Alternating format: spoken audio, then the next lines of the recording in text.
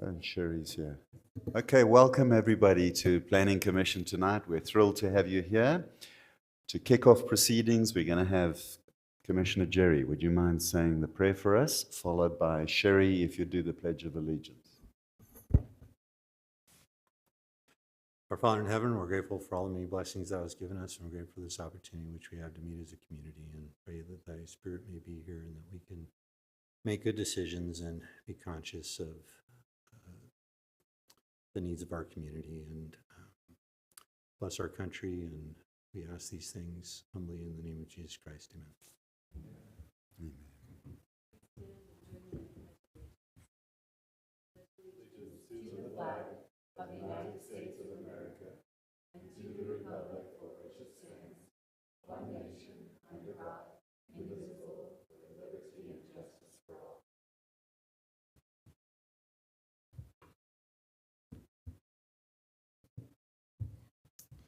Are we going to do this before we do the swearing in? Okay. If there's anybody here that wants to chat about anything that is not on the agenda, would you please, now's your time to come and sing a soliloquy or do whatever you fancy. But please restrict your remarks to 3 minutes. Okay, given the overwhelming number of people participating, we'll conclude and we'll move on to our next wonderful swearing in of Liam, and good to have you with us as well. Who's going to be doing that? Aaron, will you be doing that, or Heather? Thank you.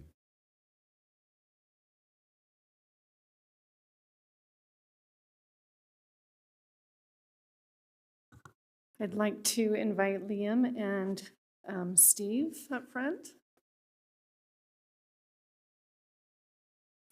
And if you guys will stand over here and raise your right hand and repeat after me. I state your name.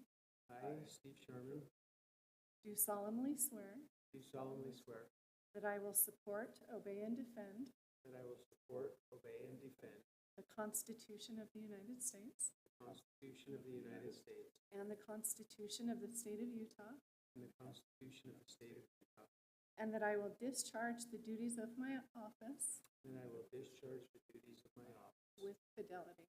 with fidelity. Thank you. You will-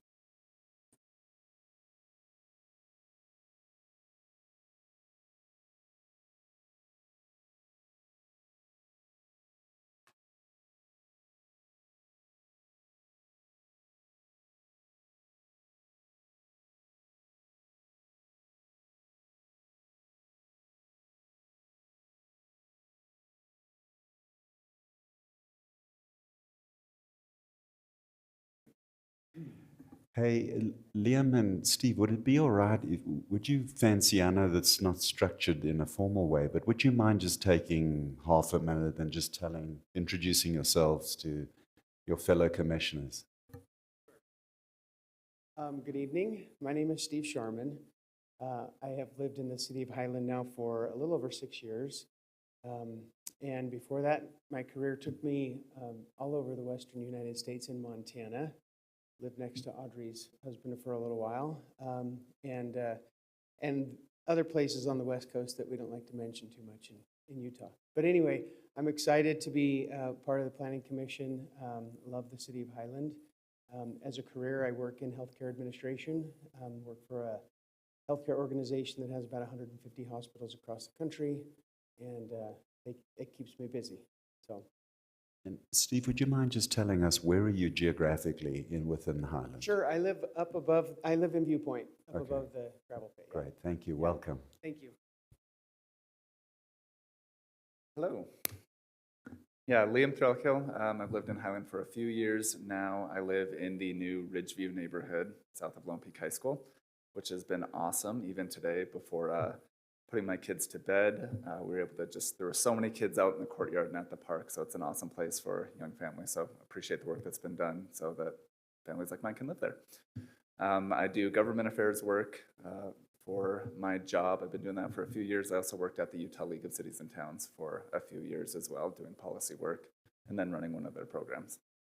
Great, thank you. Thanks.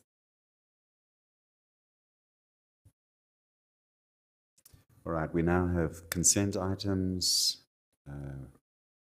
reviewing the minutes from our meeting in February. Does anybody have any comments, or if not, would someone like to make a motion? I have a comment. So it said on there that Wes was an alternate, and I think he was a commissioner at that point. And then I think it also had Tracy on there, and I don't think he was on there anymore. But I'm not sure. Wanted to ask you guys. I'm offended.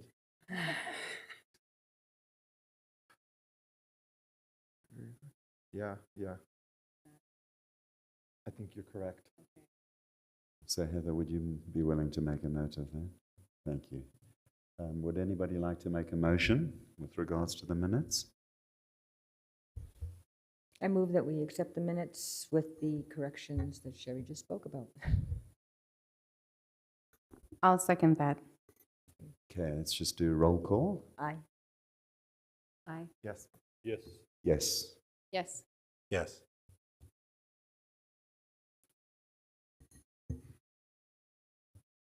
All right, Rob, take it away. Thank you, current chair. We are selecting a new chair and vice chair that will serve up until February of next year. Chairs and vice chairs serve one-year terms. They can serve as many as the planning commission picks them for. They can be consecutive or not.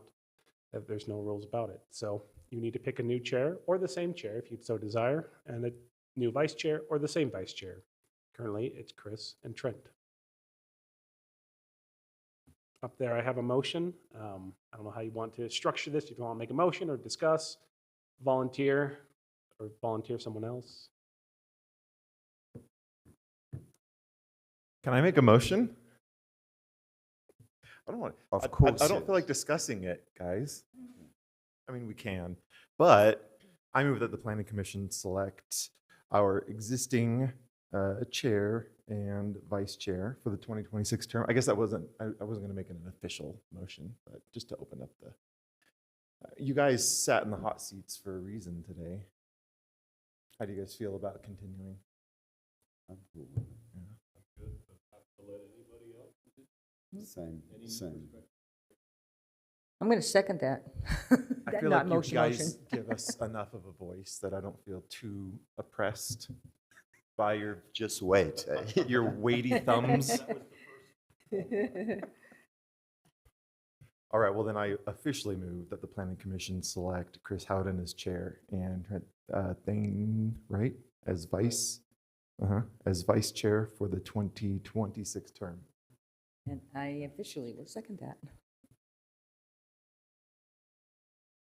Okay, why don't we vote and you can humiliate us all by voting no. Yes.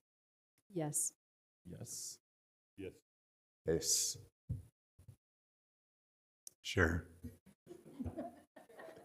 If you compel us to. Okay. All right, now we get into debating the density calculations from 1820 that we reviewed infinitum. But Rob, why don't you go ahead? Thank you. New chair and old chair both. This is a text amendment application submitted by Mr. Ty Ricks, who's out with us in the audience today. Kind of the background is seeking to develop certain property where under R140 standards, the rounding is always rounded down for how many lots you can develop. So roughly, this means he's about a 5.45 lots. This was the email that was sent around a little while ago about some of the residents wondering kind of how to figure out density in that area. This is that same property. You've seen a site plan that was in the packet that was a 5-lot subdivision, so that's what he could do now. I've also seen, and as I met with him, there was a 6-lot subdivision that could be done, with each lot being 30,000 square feet. So you could develop it entirely within R140, except for that rounding issue. And so he's applied to amend the code to round up rather than down. This is the specific coded issue. You see just the one language swap from rounding down to the nearest whole number to rounding up to the nearest whole number. As I look at this, we've done a little bit differently throughout history, but generally our rule has actually been fairly consistent in that we round to the nearest whole number. As some of you on the Planning Commission may remember, back in 2022, we amended that to always round down rather than up or down, depending on what number was closest. So the current proposal is to always round up. As we review it, density calculations obviously are a political choice. It's not something we have a particular recommendation on. When I looked at the general plan on how it might suggest, it just suggests that the Planning Commission and Council should look at the code to make sure that the code language continues to protect and enhance the low density character of the city. I didn't see that as kind of swaying it either way here, mostly because we get one additional lot at most in how this works out. And it's only sometimes one additional lot because all those lots would still have to meet the R140 standard. So 130 feet of frontage, at least 30,000 square feet of property with a limited exception for going down to 20,000 square feet and all setback and other requirements. On the other hand, if the commission wants to round down, that's the policy decision the commission can make. We don't have a strong opinion either way. This will be easy for staff to implement whatever direction the commission decides to go with it. We posted public notice. We've received no comments. And so our recommendation is to hold a public hearing to hear from the applicant and have him explain, his proposal and why he's seeking this, and then make a recommendation either to approve or reject this to the city council. With that, that's the end of my presentation. Okay, thank you very much, Rob. Rob, would it be out of order if we just heard from Mr. Ricks first and then we had our discussion? That's or then the public hearing? You're not obliged to, but you're welcome to come and chat.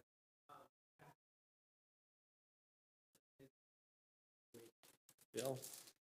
So basically, if you were to look at the adjacent lots in this specific area, you'll see that it just aligns better to have, it's a cul-de-sac, so have 3 lots, 3 lots. It just makes more sense. The original piece of that was submitted to you guys was actually proposed by the original landowner, Mr. Chris Jansen, who recently passed away. And it was for the purpose of maintaining his existing residence. So obviously, in our economy right now, we need to try to keep lot prices as affordable as possible so my kids can afford to buy a lot or build a house. So we'd prefer to have 6 lots, just align them. Would prefer to have 7 or 8, but that's obviously not going to happen in Highland. So other than that, just trying to make it more common sense on these smaller infill parcels as we kind of move forward. So I'm a longtime resident, lived here for almost 25 years, actually developed a Viewpoint subdivision. So I've been here for a while. So if you have any questions for me, happy to answer. Commissioners, do you have any questions? I was just going to ask, when I read the letter, I was wondering, are there already specific residents that it's, if I'm correct, that are wanting to purchase those lots? Yes, there are. And were there 6 that needed to purchase those lots? Or No. was there 5 or 3 or 2? No, there's none of the above. There's only 1 or 2. Oh. So my wife and I are planning to actually, we're selling our home currently. We've lived in that specific area for, like I say, 25, 30 years. So we would actually want to build a home for ourselves on that property and retain lots for our children as well. So. Okay, great. Thank you. Anybody else? Okay, thank you. If you'd have a seat. What we'd do now is open it up for any public comments, should there be any. Okay, we'll conclude the time for public comments if there aren't any. And commissioners, let's have a discussion about this. Yes, but not at 15. So the question was, are we online? And we are, but we are not doing any comments, from...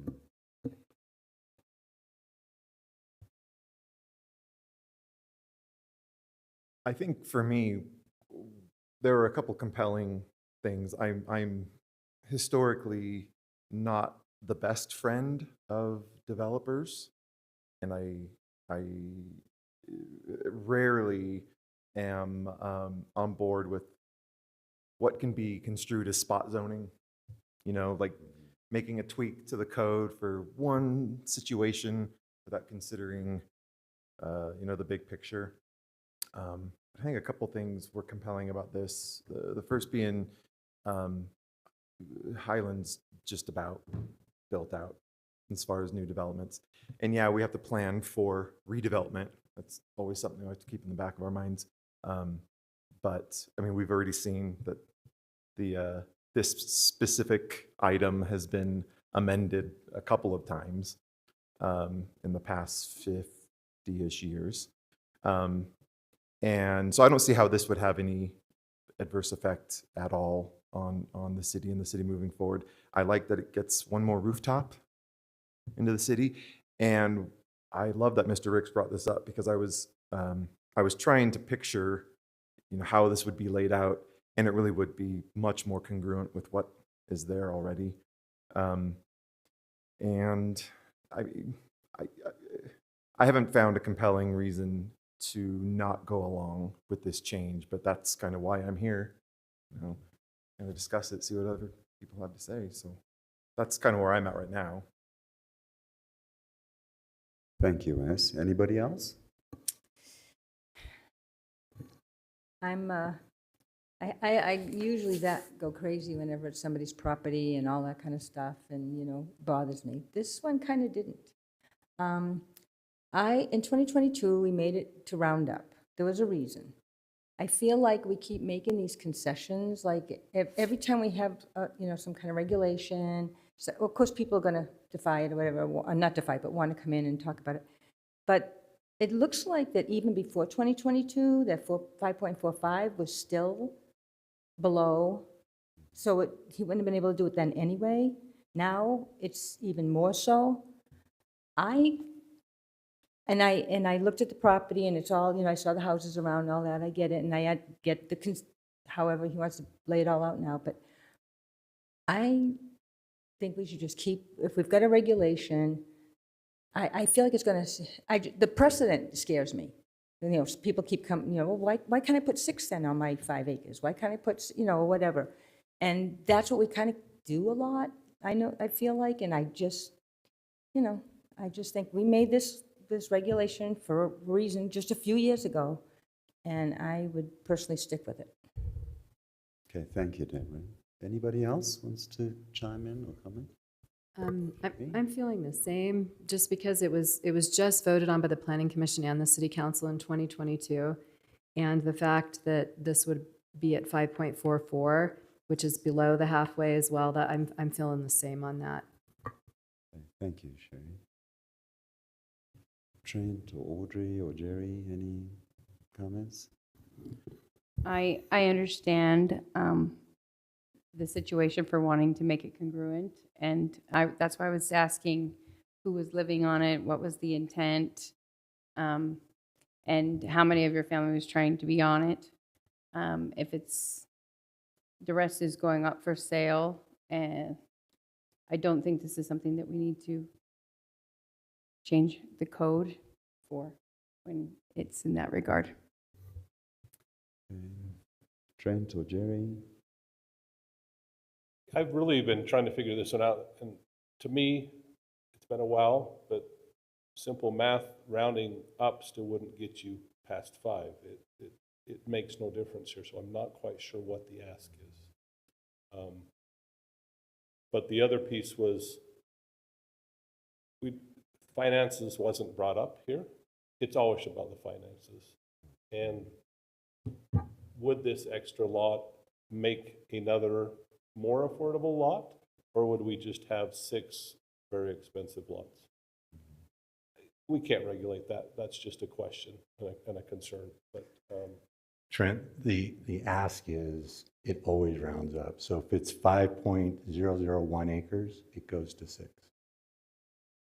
So that's what the ask is.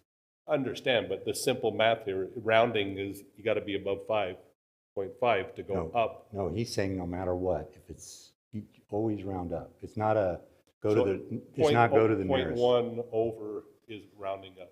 Yes. Gotcha. That's not how I read that. That's why That's what it did not make it's sense. right now we say always round down. So if you're 5.9 acres, you could only do 5 lots. He's asking to always round up. So if you're 5.001 acres, you go up. Sure. So the code in the past, I think, was vague when we talked about it in 2022 and Maddox and that came in, was round to the nearest, like what you're thinking. If it's 5.445, you go to 5. down If it's 5, you're up. 5.6, you would go up. Yeah.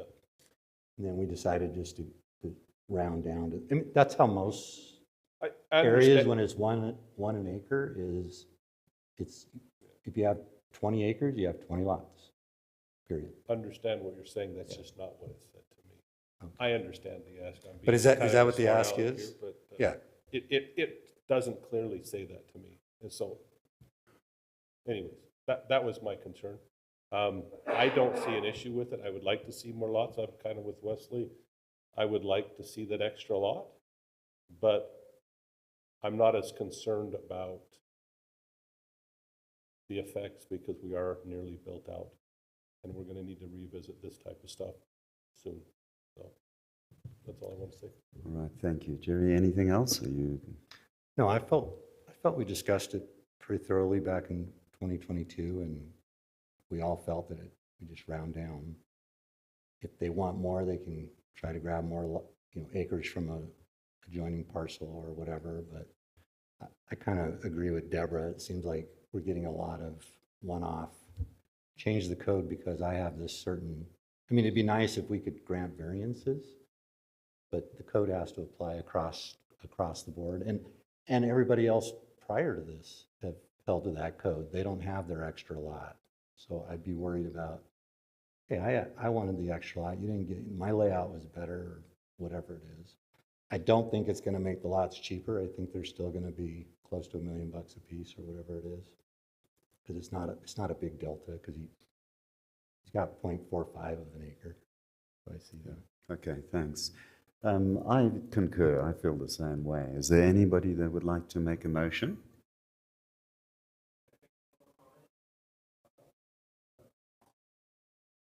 How does the commission feel about that? It's not a full house. Yeah, why don't you come up then? Yeah, One of the other things while he's coming up that I did was took kind of the lots around and treated it as all one subdivision and then did the same math. And it mathed better. I don't know, I was trying to view it holistically and That would be good if we could look at every parcel separately as it comes in and make decisions like that, but it's got to apply across the board. I guess I was trying to keep in the spirit of the R140, right? Keeping the large lots, like if, that's the last thing I want to do, right?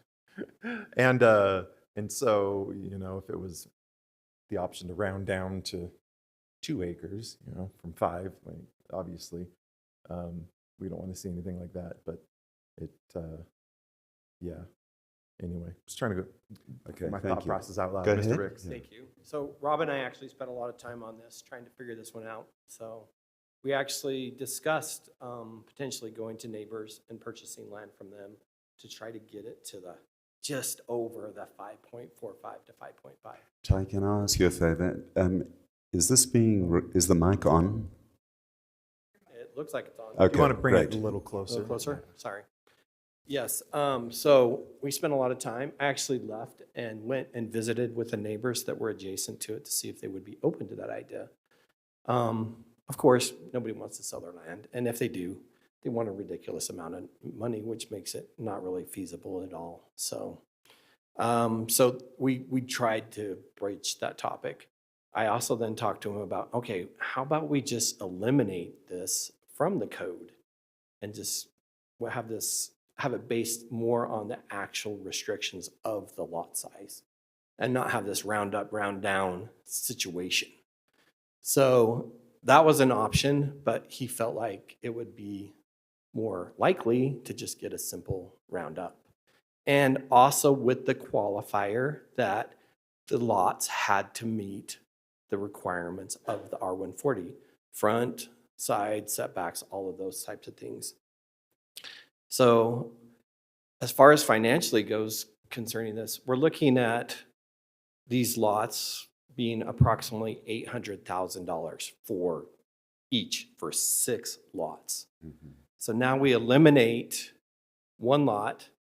it turns into all these lots having to be $1 million essentially, with not just with the cost of the land and the cost of the development. I'm literally making nothing. I'm building this just for myself. So there's actually no increase profits for myself. So it just becomes this unnecessary burden that could simply be a benefit to the city, not just through taxes, but also through permits. And I mean, in Highland City right now, I don't know if you're aware, it's about $50,000 for a permit, which goes directly to the city's coffers. So you eliminate one lot, and that's obviously a deduction of 50 grand for you, for the city to operate in, as well as the tax basis of that individual lot. So it just, as prices get higher and higher and higher, and we talk about government regulations and overreach, this is one of those areas where we kind of feel like, hey, this makes more sense to have 3 lots on each side. It just seems, it's like a common sense solution. Yeah, I get that it's been in the code book for forever and we're trying to make changes. I don't like making changes. I actually had to pay $1,000 to come and talk to you guys today about making this change. I'm not too excited about. I feel like that was a very expensive 2-word change for $1,000, which sounds like it's not going to happen.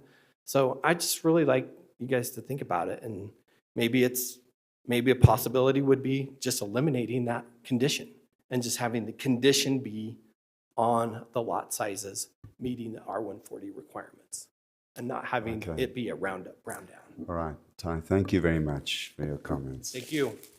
All right, would there be anybody that would like to make a motion?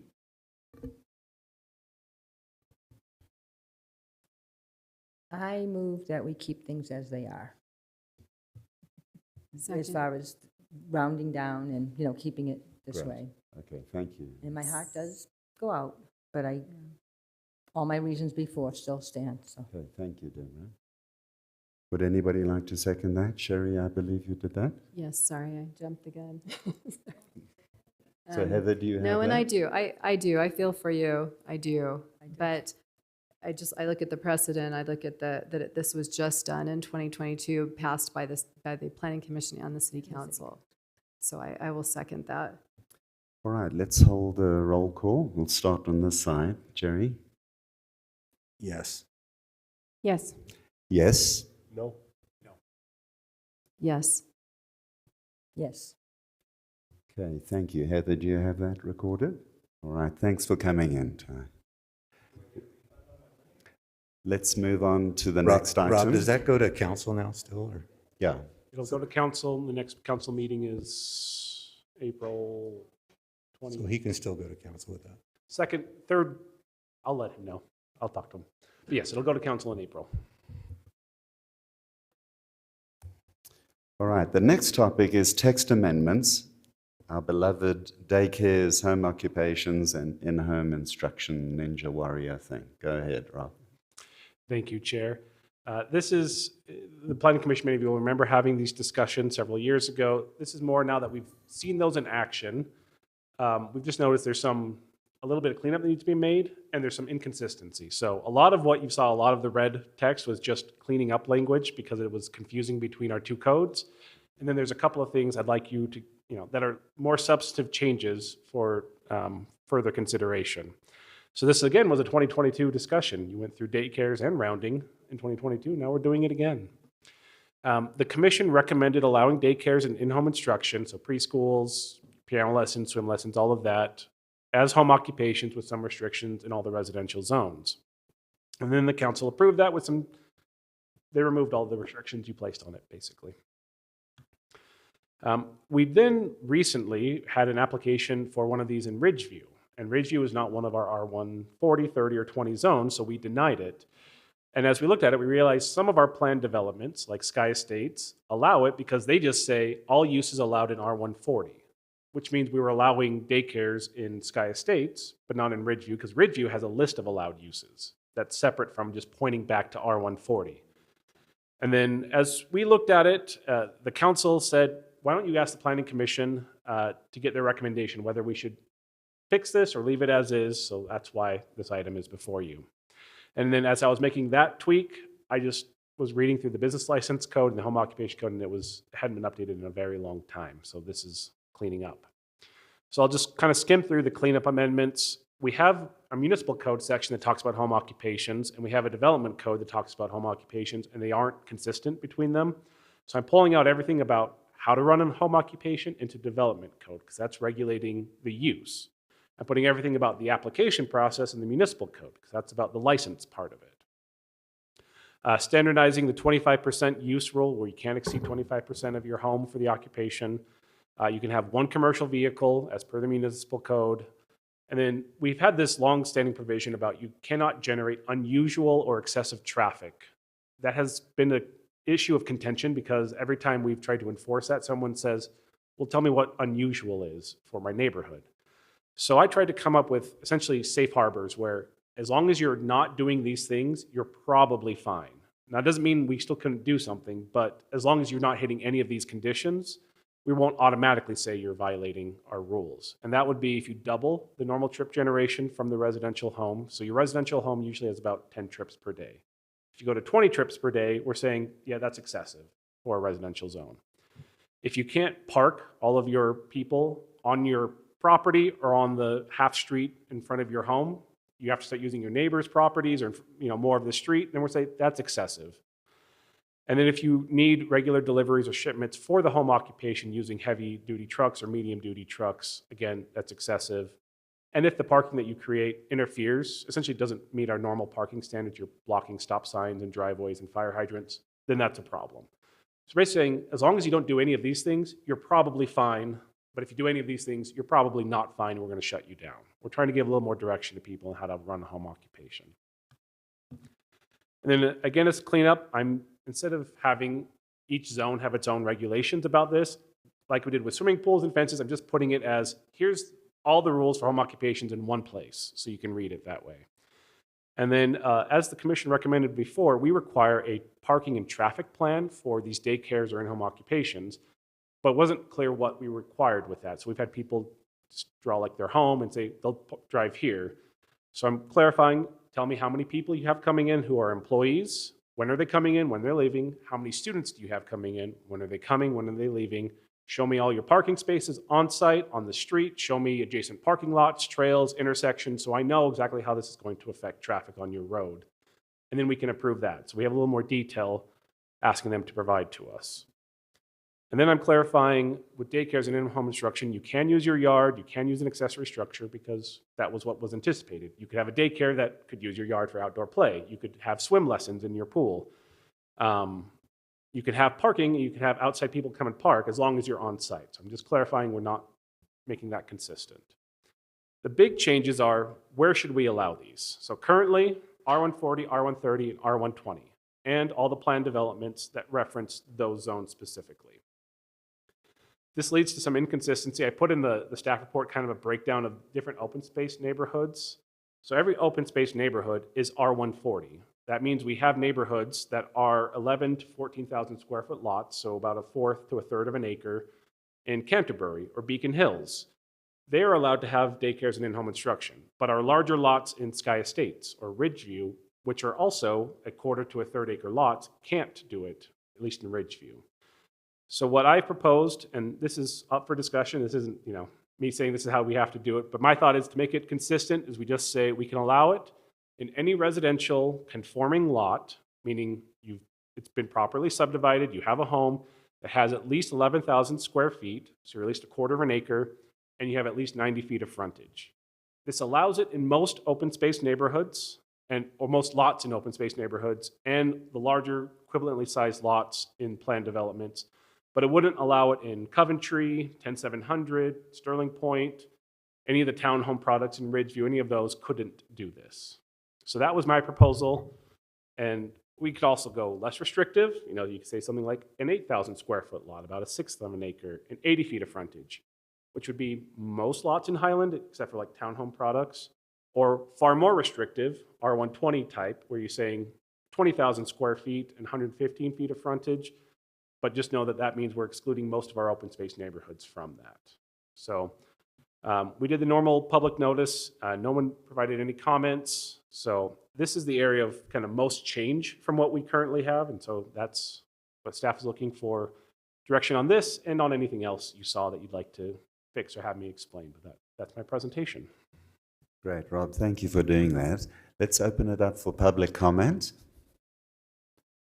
And we'll conclude public comments and let's have a discussion about this. Can I ask you a question, Rob? Is there, I didn't see any, but was there any, especially for daycare, childcare, in these neighborhoods that have the open space, there's no requirement for fences or anything like that? No, we didn't add a new requirement. Currently, there's not one. I don't know if the state has separate regulations That's regarding what I was that. curious. I could look that up for you if you'd like, but we do Is it- just say you have to be licensed by the state. I know the state will do an inspection of a daycare and they have to regularly do that. So we've just kind of left that to the state to regulate, but we could add an additional regulation as well. I hadn't thought about that. I was just curious because with certain ones, if our law is it has to stay open and they can't have a fence because of the open space requirements, but the state requires a fence, how will we handle that? We also have relaxed many of our fencing regulations, as we've talked about a lot. So most lots can build fences around their property, virtually all of them to some degree. Maybe there'll have to be a little bit of openness on the top, but Yeah, and Audrey, I don't know if you recall, but when we were chatting about this last time, there was a bunch of inconsistency between what we were doing in the city as well as what the state was requiring across multiple DOPL licensing agencies. It just became a hornet's nest. It was a lot simpler just to defer and say whatever the state says rather than us becoming experts at, daycare. I just wanted to make sure that we Good weren't question, yeah. nailing them for putting up a fence in some place that we've required open space.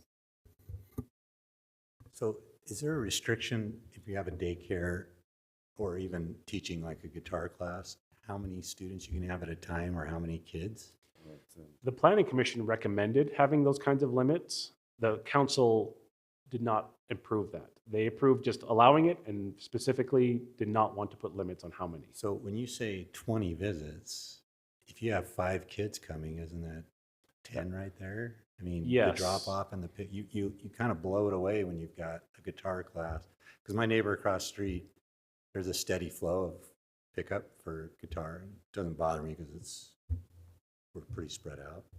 But in a neighborhood like this, if you're saying 20 trips is excessive, well, that's going to get maxed out if you just have 5 kids you're watching. And wouldn't there be a limit? I mean, what if I had 30 kids in there? Like, there's got to be a limit of how many cats you have and how many kids you have. So you can propose a limit. That's not something I've done just because the council rejected No, it. But code-wise, fire marshal. yeah, well, there's occupancy limits Yeah. that you would have, but they're pretty generous in terms of like, you could have 30 people at once in a home. That's not an issue. Yes. So what also, just to clarify, with that parking kind of restriction, that's for your home occupations that don't generally have people, that aren't daycares and aren't in-home instruction. If you are a daycare and in-home instruction, you have to give that parking plan that has all the details of when they're coming and how you're going to handle traffic. And if that gets approved, then we say you can go beyond the normal amount of traffic for the zone. It's essentially carving out an exception, which is how it's currently operating. We're just trying to give a few more parameters on it. So if we say 20 is excessive, we're basically restricting the amount of people. Well, we're saying We could do daycares it, we could do and it that way. right? lessons are exempt from that 20 limit Oh, if they get this parking plan submitted and approved. That was kind of a question I was going to bring up.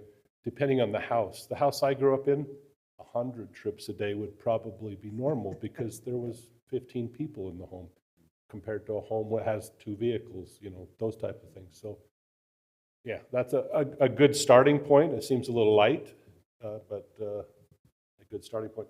I just wanted to have you clarify, you talked about the planned communities and some were allowed and some weren't. Is that in their CCNRs or they just worded it correctly when they submitted it and the others didn't? The latter. I don't know what the CCNRs say, but some of the planned developments would say, here's our residential district, and we allow all uses allowed in the R140 zone. So when we did daycares, we wrote it into the R140 zone as, here's a new use you can do here, which means it automatically incorporated into that plan development. Ridgeview said instead, in this area, we will do this type of housing product only. And then had a list of things they could do, and then didn't specify everything in R140. It said just what's on this list, and they didn't write in those other things. So in that regard, if this was to pass, would a CCNR or a, I'm not, maybe not using the right words, would they supersede, or would they now, we present them grounds to have a lawsuit and try to No, they figure it would out? still supersede this. We even have like a big disclaimer every time we do a home occupation that says, go talk to your HOA if you have one, because our approval of this doesn't mean necessarily that you can actually do it from your home. Your HOA may prevent you from doing that. So we always try to give people the heads up. I like the changes that you did on page 17, where you exclude those tighter neighborhoods. I agree with that. And then also I was on the Health and Human Services website, and it actually gives a ratio of kids per caregivers. And so we maybe should defer to the state as well. But I would like to suggest to the council, since we have a new council, that we maybe do put an upper limit. Because in the Health and Human Services, I mean, they have up to 30 kids because they're talking about professional daycares as well, not in a neighborhood. Do you remember when the council was discussing that? Like they had all of that Yes. information with from like the health and they still decided to not make a specific number, even though Well, we have people and professionals and studies and Yeah. you know that have kind of determined some of these things. I think since it's coming back to them, I would just like to suggest that we ask again. Yeah. Well, maybe just as a suggestion for us to kick around, if we can just, what do you guys think about just the big picture notion of having daycares? I mean, this applies to a whole bunch of other occupational things, swimming lessons, etc. Rob has given us 3 different sort of spaghetti against the wall type of attempts at how we could do this. Is there any feeling or consistency amongst how we think we'd like to do it? In other words, I mean, if you live where, Liam, forgive me for, picking on you, but if you live there, there isn't access to daycare in their sort of environment where probably they have the highest need. I'm not actually advocating for any particular solution, but just as a planning commission, just to kind of kick that around and to say, what is our solution for those families in our city? And I don't actually have an opinion about it. Can I ask Liam, do you with your kids, do you have daycare? And if you do you drive them?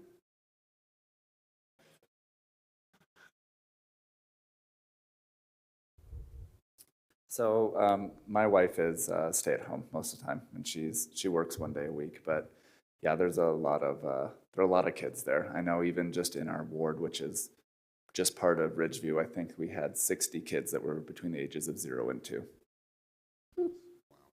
So a lot of kids in the area. I think there's a lot of moms that do it kind of as a side hustle, with just a couple kids. And I don't think there's an issue with that because like you said, there's neighbors. So they're neighbors, they won't have traffic. But if it's more of a official daycare business where there's 10 plus kids, then I still agree that we need to limit it in those tighter neighborhoods. Well, they don't have the yard and the square footage for that. I don't think they would be approved by the state. Yeah. It would not get approved. So I don't think we need to worry about regulating things that would not get approved. Well, Because just you in- can help out your neighbor and swap Well, and trade. That's what we all did. It's true, but just in case for those overachievers that maybe want to watch 10 kids, you know what I'm saying?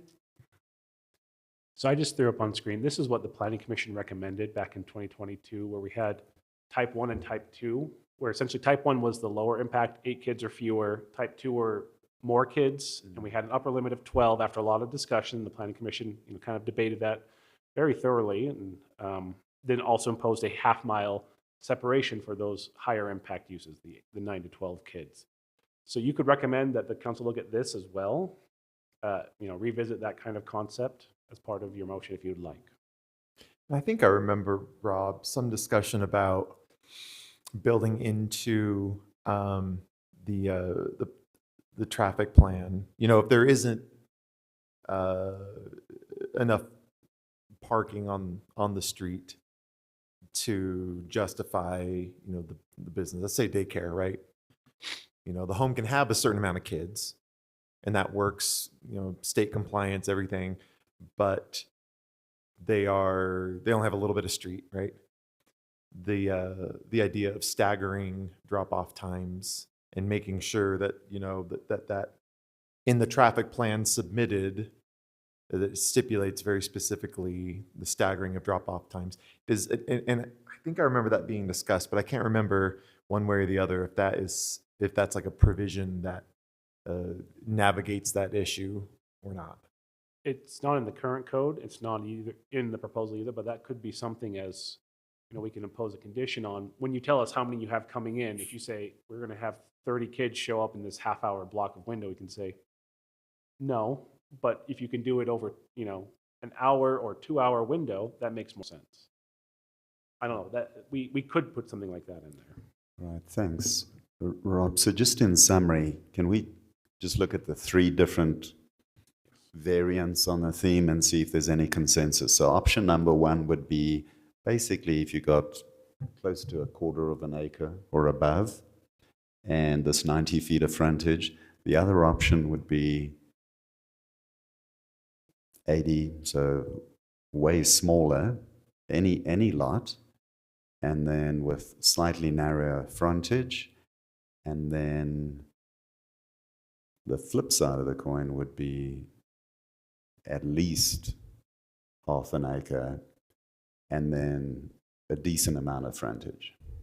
So on that spectrum, you've got 1/6 of an acre, 1/4 of an acre, and half an acre. Does anybody have any preference or strong opinion about which one would be preferred or better? Can you, before I answer that, can you clarify when someone needs to get a license or permit? Are we talking someone who tends to neighbor kids? They have to do it to be legal? Or what are we trying to what are we targeting here so that we're looking at both ends of the scale, but where's our target we're really concerned about? So, the neighbor who takes care of kids every once in a while, that's not what we're regulating. We're essentially, when someone wants to market themselves as a daycare, we're going to be on the list, the state maintained list of daycares, because you can search daycares in my area and they have a list of them. If they want to be on that list, they have to get a local license as well. So that's what we're really trying to focus on. Yeah, and if I can chime in here as well, I know we've focused on daycares, but this applies to Andrea Morley teaching flute lessons down the road, or someone teaching guitar lessons, so there's this broad spectrum, or someone teaching swimming pools, or painting. There's a whole array, not necessarily a bunch of little ninjas running around screaming. Oh, I agree with that. Yeah. That's the extreme, and that's why we go to the extreme. I used to go to the guitar place across the street, and that was kind of a nightmare at certain times. But and I dropped my granddaughter off at daycare, but their daycare has a dozen off-street parking. They have it. The plan accommodates it well. So I think we need to have that. But that's where I was trying to get at is, I don't think someone is going to license and to make it affordable to license daycare. You're going to have to go for a certain amount of children to make it profitable. You're not even going to do it. In that, I don't know what that number is, but I don't think it would be on that smallest one. And possibly even the half acre isn't big enough for what I'm familiar with, but it's better. The half acre, the largest one on here, the one I'm referring to, they have an acre plus, and they have probably 30 kids, and it works well, but it's a business. It's not a house. There's no one lives there. It's a house in a neighborhood that's been converted to a business. And it works well, or maybe it doesn't. You might want to ask the neighbors, but, you know. So that's, I'm just trying to clarify what we're looking for, and we're looking for someone that's going to be, the extreme is daycare, I don't know, is that 8, 6, 8, 12 kids? I don't think it could be done with any of them than the largest one. So that's how I would answer Yeah, your thank question. you. Yeah, I don't really want to exclude the guitar and the music lessons. So yeah, I mean, if it's going to automatically be excluded from the smaller neighborhoods because they're not big enough, then that, like you said, that'll take care of it. And if neighbors complain, if somebody's got 10 children and it's not in a zone that it's because they're just doing it on the side, I mean, we can always deal with that on a case by case, right? Correct. If it starts being a business, and mostly it's neighbors who start complaining, saying they have a bunch of cars, we go and talk to them, they say, oh yeah, I'm running a daycare. We say, all right, let's get you licensed with the city to do that. So just real quick, you said the half-mile thing. That's actually the code now? No, the Okay. commission recommended it, but the council rejected it. Yeah, that you can't have one more than every half mile, which I Or think. daycares, I yeah. think as long as you, I think as long as you meet the traffic. Yeah, I agree. Yeah, I think as long as you meet the traffic and there's a safety and I think the state will regulate the amount of kids, it sounds like. I think, and I like your clarification, a little more detail, what's excessive, what's not. It kind of puts it out there to them. And it gives the neighborhood the ability to look at those two and say, and come to you and say, this is excessive. I've counted, I've photographed all their trip, whatever it is, or they're not abiding by their traffic. Because to me, it's how do we impact all the neighbors in this? Because people buy homes to live in a residence. So the code should allow it, which I agree. And I'm glad the half-mile thing isn't in there. But also that it's parking, street hassle, drop-off.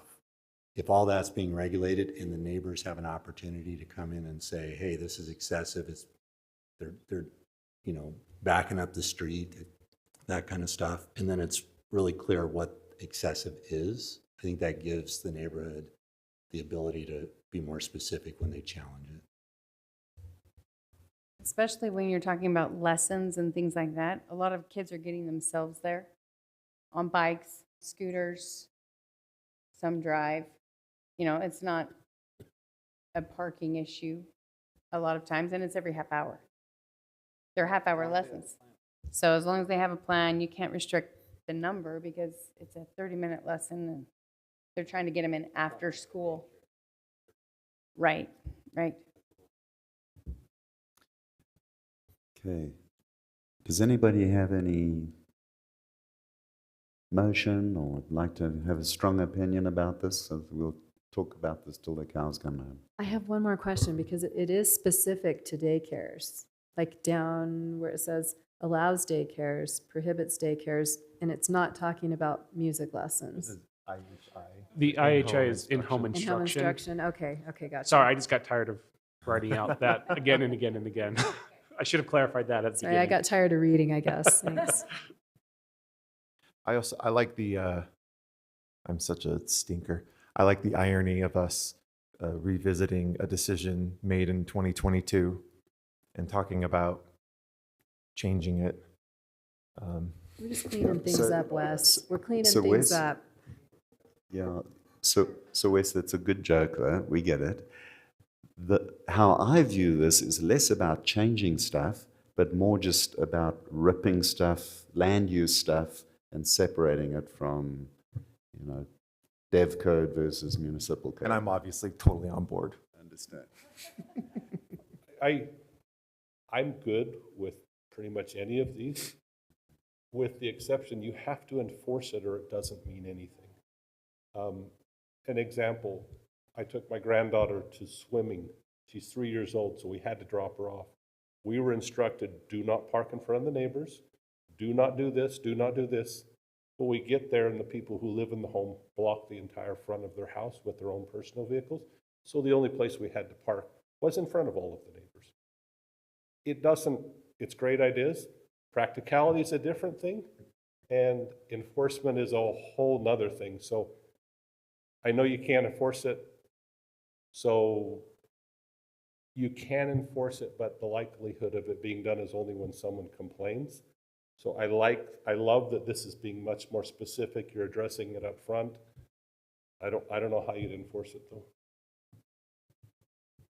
We enforce it, on the front end with trying to set clearer standards, so hopefully they comply. And then we do rely on neighbor complaints, mostly to, if there's an issue.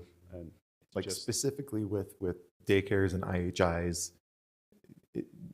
can the city send out kind of an information brochure to like within 500 feet or whatever? I was going to say, actually, we do send a 300-foot, if your home occupation has outside people coming to it, so you're doing a salon, you're doing lessons, you're doing a daycare, we actually require you to give us envelopes. We mail it to neighbors within 300 feet to say, this is coming in, let us know of your concerns, and we take those in consideration.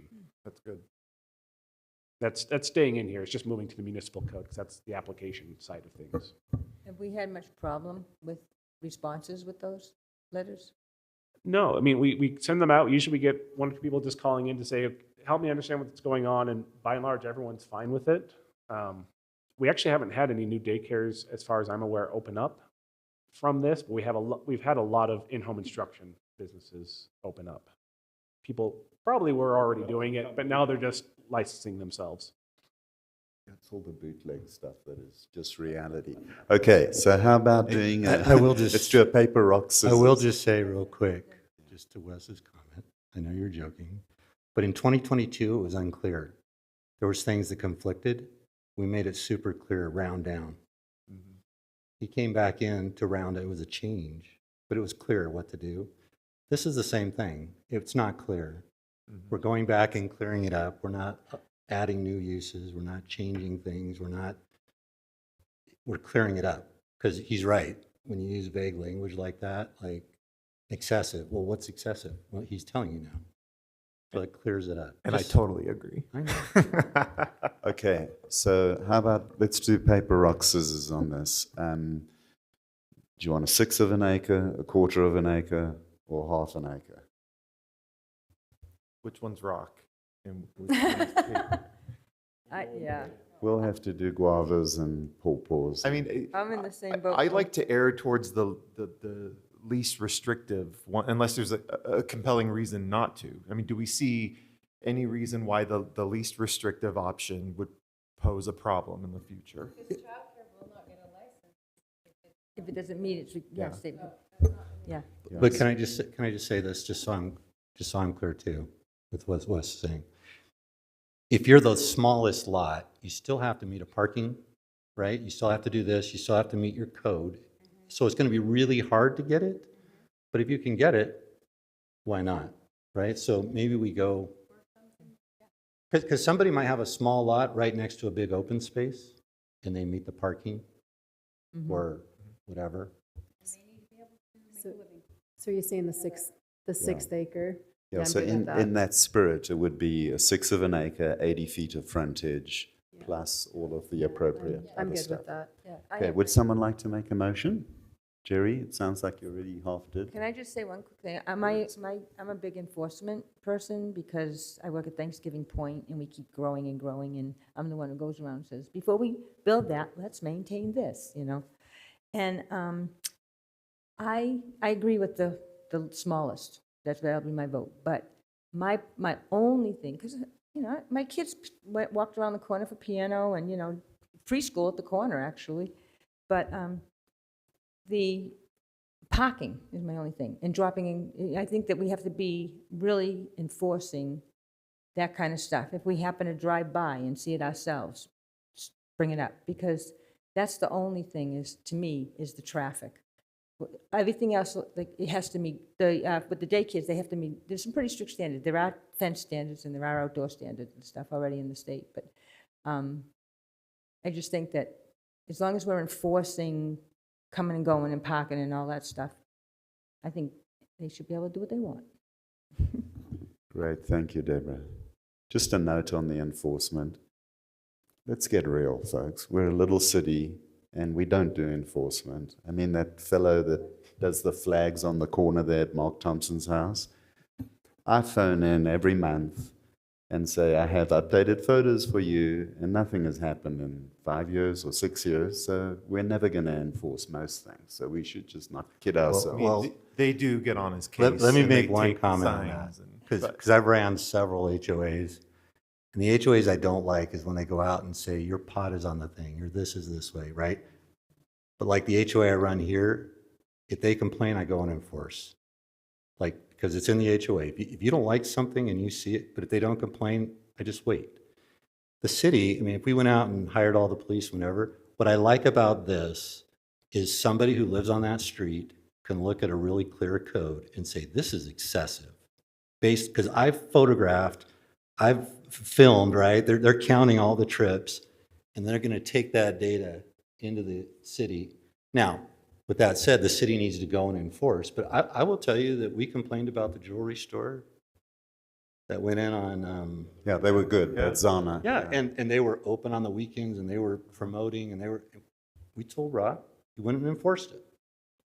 You know, I think that's They what I moved. like about, what's that? I was like, I think I saw it in Pleasant Grove. Yeah, they don't, Yeah. they're not here anymore. They They're moved to a not different here. city. They're gone because we kept saying, Yeah. you can't do this, you can't be open, you can't. I'm like, that's Jerry, the store. It's maybe because it's you. So if I give you my photographs and all the... It's probably a Mark Thompson connection thing there. But anyway, would someone like to make a motion about this topic? Not that. That the Planning Commission recommend that the City Council adopt the proposed amendments to the Development Code regarding home occupations, daycares, and in-home instruction, and permit daycares and in-home instruction on residential properties that are at least 8,000 square foot and 80 feet in frontage. And I move that the Planning Commission recommend, did I skip? I No. second that. There we go. You said it, you said it. All right, let's do roll call. Deborah? Yes. Yes. Yes. Yes. Yes. Okay, thank you. Let's move on to the next topic.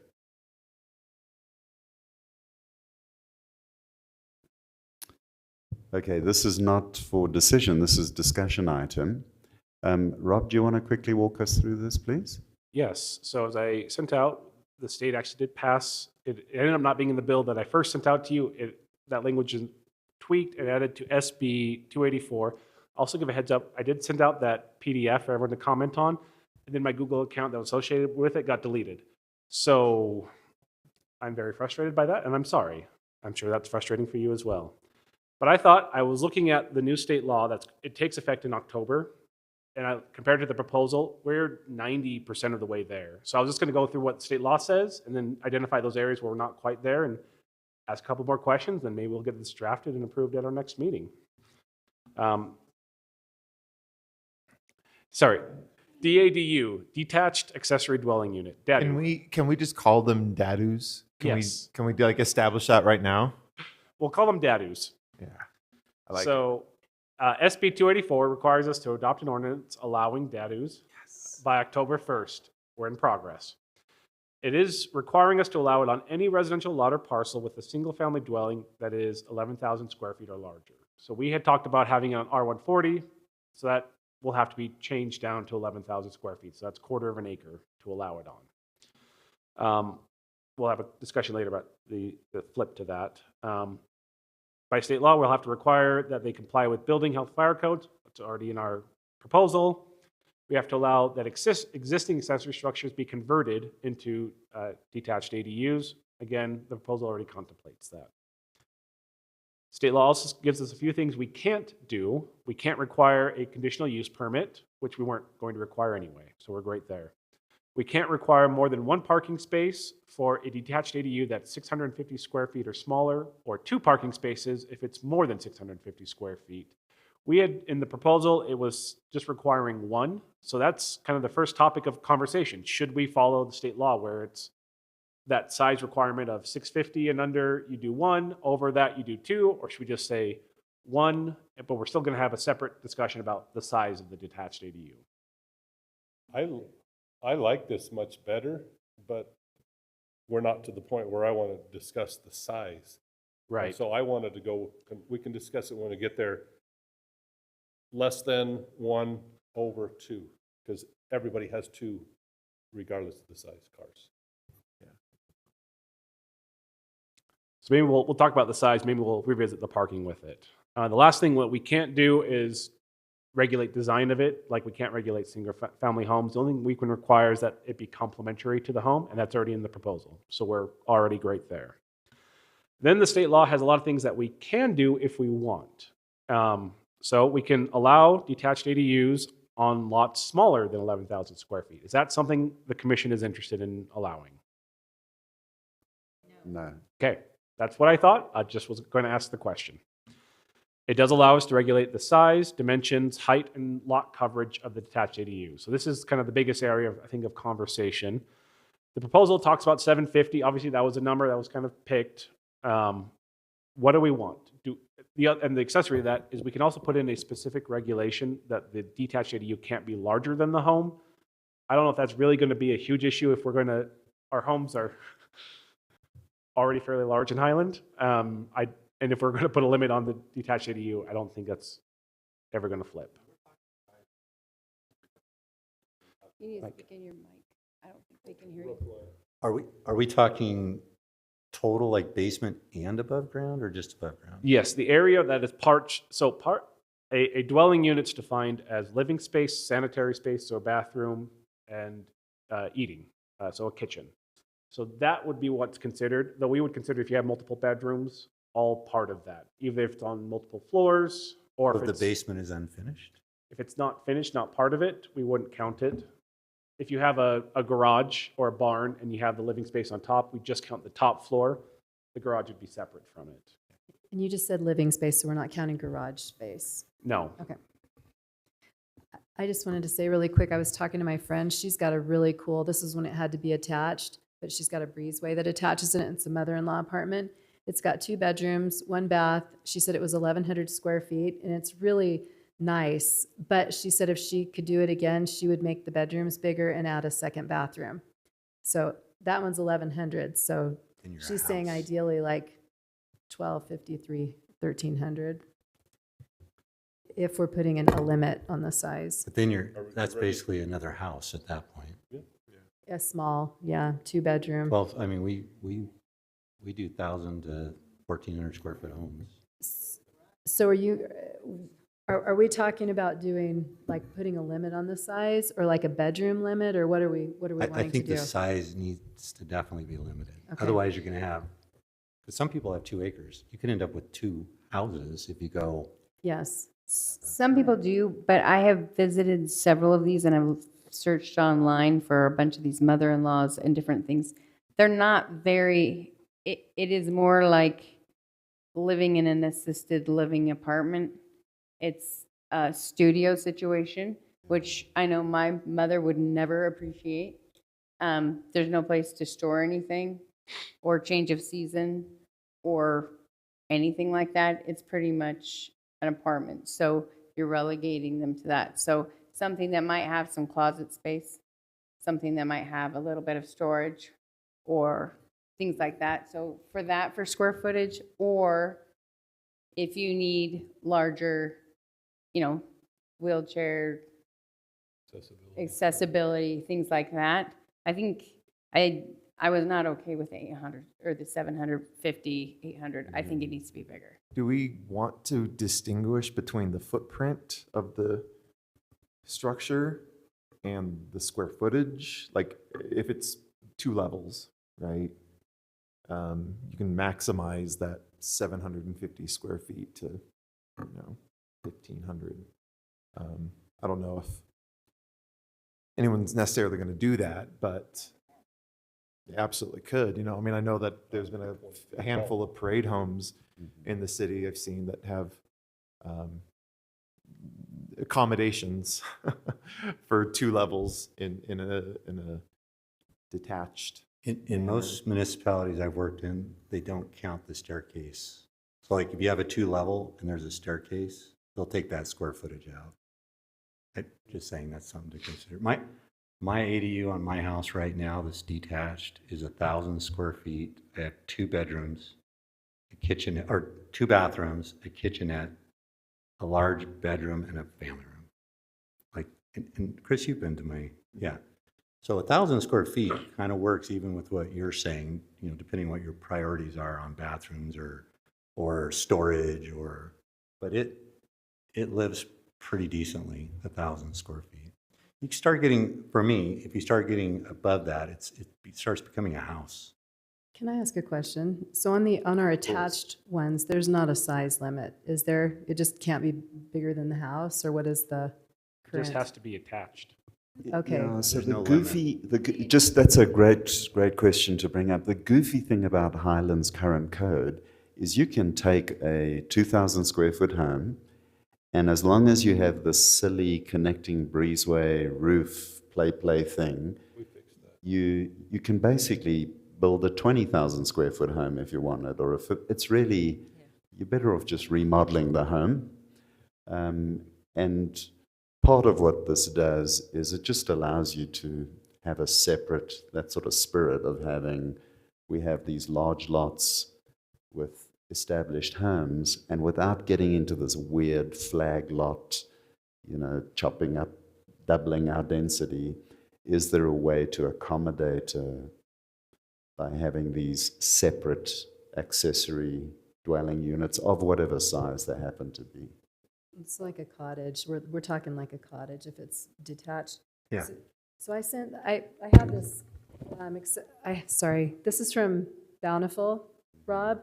I don't know if, we don't need to reinvent the wheel if somebody else has got a good situation going here with their requirements, and I'll give you a copy. But it's pretty simple. It's 4 pages, and we could just add the setbacks and the sizing and all the things that we want to add to it, but that might be a good starting point. What's their maximum square foot on that one? 1250. So I wanted to I wanted to back up a little bit and understand our intent behind this. Yeah. If our intent is to just add apartments or small newlywed apartments, 750 meets just fine. They'll be in and leave within a year, and we'll have a lot of turnover. A lot of them, that's what the size they are. If we're wanting to address the issue we brought up of Granny Flats or a place for me to live, I am not going to live in a 750-foot home at age whatever when I retire. I need some space for my things, for whatever. So if we're trying to address that piece, we need more space. Without going into great detail, the existing code says if you're on a 1 acre lot, you can do an accessory building of, I believe it's 7% or something like that, and that limits the size you can do. So I can go build a shop in my backyard, 3,000 square feet right now, legitimate. Is that any different than building a second house or whatever else, an ADU back there? Yeah, it is, but it isn't. So that's kind of what I would like to see is we have that percentage tied to the size of the lot. So if someone has a 11,000 square foot lot, they can only build it to the size of percent that fits. They're not going to do it. Or I was even necessarily. thinking, like the percentage of the unused area. Yeah. Can I ask a quick question? So if somebody does have a shop that's not a livable space, does that count as their 1 ADU, or can they put a livable in addition to that? They could That's add an to it. awesome question. But as you were saying, there's a lot coverage limit. R140 is 5%, more or less. So if, say your lot's a certain size, so you can only have a 1,200 square foot footprint. If your shop is 1,200 feet, you can't, this wouldn't add on an additional amount of space. You do one or the other, or you have to convert the existing shop into your detached ADU. Like a barndominium kind of thing. Barndominium type Yeah. thing. So that's really where I was looking for is I don't want to necessarily put numbers and arbitrate all of these special circumstances. A simple percentage for the size of the lot, the utilization. So for my example, if I wanted to build a barndominium and I can build a 3,000 square foot and our limit is 12, I propose 1,200 to 1,500, say 1,200, I can use, of that 3,000, I can basically use half of it for an ADU. From the outside, nobody knows what's going on in there. It can be a barn, it can be a home, it can be whatever. And we don't get down into the minute details. It's, here's the simple rules. You guys figure out what you want to do for yourself. So that's in a nutshell. So like to Trent's The point, ADU like, is I a think- footprint, right? Percentage. Like it can be 2 stories and it still is just the footprint. The 5% or 7% limit is a footprint. Footprint. You can go up 2 stories because you can have a 25-foot building. Theoretically, you can So have if I have a multiple in shop that's basement. 40 by 40, I could put that on top if I maxed out my footprint. So like, I think, I mean, it looks good. I think you take out the first limit, regulate height, make sure we cover setbacks, and then it's 5 or 7%, depending on the lot. So are you proposing that the ADU livable space would be the 3,000 square foot? I mean, use some examples. Or would you have, because you would need to change that living space to some number. Yeah, whatever that number is. If we want to address that, it can just be covered in the percentage. Okay, but Right. yeah, but Can I comment on Trent's comment, just so I understand it? So let's say it's 1,200 is a max. So if I have 5 acres, obviously I can put a lot of building out there. But only 1,250 could be the livable part of it, right, is what we're saying. And then if I go down to a smaller lot, that 1,250 might end up being 750, but it could still be on top of a garage or a shop. They just have to keep within their footprint. Okay, I like that. I like that. yeah, that's perfect. So is there any strong feeling about the size? 1,200, 1,000, 1,500? I wouldn't like to see it go above 1,250. I don't care. I mean, it can't go too small, but I wouldn't like to see it bigger. I mean, right now, we've got, I mean, I see it all over town. We've got garages with apartments on top, and they're being rented, and they're, you know, and or I don't know if they're being rented, but people are living in them that aren't the family, the immediate family. So I don't know. I mean, there's a lot of, we've got to make a lot of regulations on this one. It's not, I like the size thing. I like doing that by the size, like we were just talking about. I really like doing that. The last time we talked about this, our concern was that we're not building another giant house in the backyard or doing a flag lot type of thing. Our owner occupancy, all that addressed kind of that. But absolutely, I don't want a house, giant house in the backyard. But how do you regulate? But are we keeping we also talked about, let's say I have an ADU and I have a house, are we still saying that one of them have to be owner occupied? You can't rent them Yes. both out? Yes. Now, if I have a home where I have an ADU apartment. Yeah, if I have a home, if I have a home and I already have an apartment basement and I build the ADU, I can't have both. I don't think. That's what we're saying, right? Right, yeah, Okay. correct. No, I That's agree right, with That's that. right. But you can have like family living in the apartment. Yeah, I'm talking. But not rent. an ADU. No, if you rented the basement and you rented the ADU, you can't, even though you live in the house, you can only rent one of the two or Yes. put family in one of them. Obviously, we have to be careful of that because my trust owns my home. My trust is my family. So there's a lot of ways to twist and bend that, but Right. the basic principle. But the Owner idea occupied. is you can't just rent all 3 of them out. You Just can't have one, 3, you can just have the one. Yeah, that's what one we and got on the owner screen. occupied. And I'm really big on, again, having the parking, making sure there's parking for, especially if it's a 2-bedroom or more, you know, parking for all the cars when they're not on the street. And That's what I really liked about the detached, is it drives the parking off of the street because that's where the dwelling is. And we were going to talk about the parking Yes, as we are. well. We are. I like the way it was written with the state. If it's a small one, if it's, I would prefer 2 regardless because most every married couple has 2 cars and you want them off the street at all possible. Rob, could you bring up, or perhaps you've got it here, in the packet we had that laundry list of things. And I believe we can use our time wisely, but just zooming through the laundry list of things, because some of them we've already addressed in the Strawman proposal, and if we want to change it, we can just edit it on the fly. So, Is your microphone on? yes. I think that we should up the square footage amount allowed. Are you comfortable with ADU. the 1,200? Do you want 10,000, 5,000? I'm being silly. No, I don't, no, it's like 1,250? like the 1,250 to 1250. Okay. 1,300. Is everybody okay with that? I think as long as it meets the 5% or 7%, then yeah. Yeah. Yeah. And then, Rob, I know you've done a lot of work to put it in sort of proposal format, but would you mind if we just went through the actual packet thing? Is this what you were?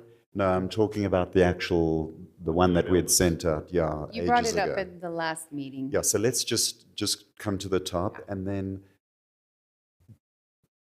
just for structure, just to try and help us make sure that we've got all the boxes checked here.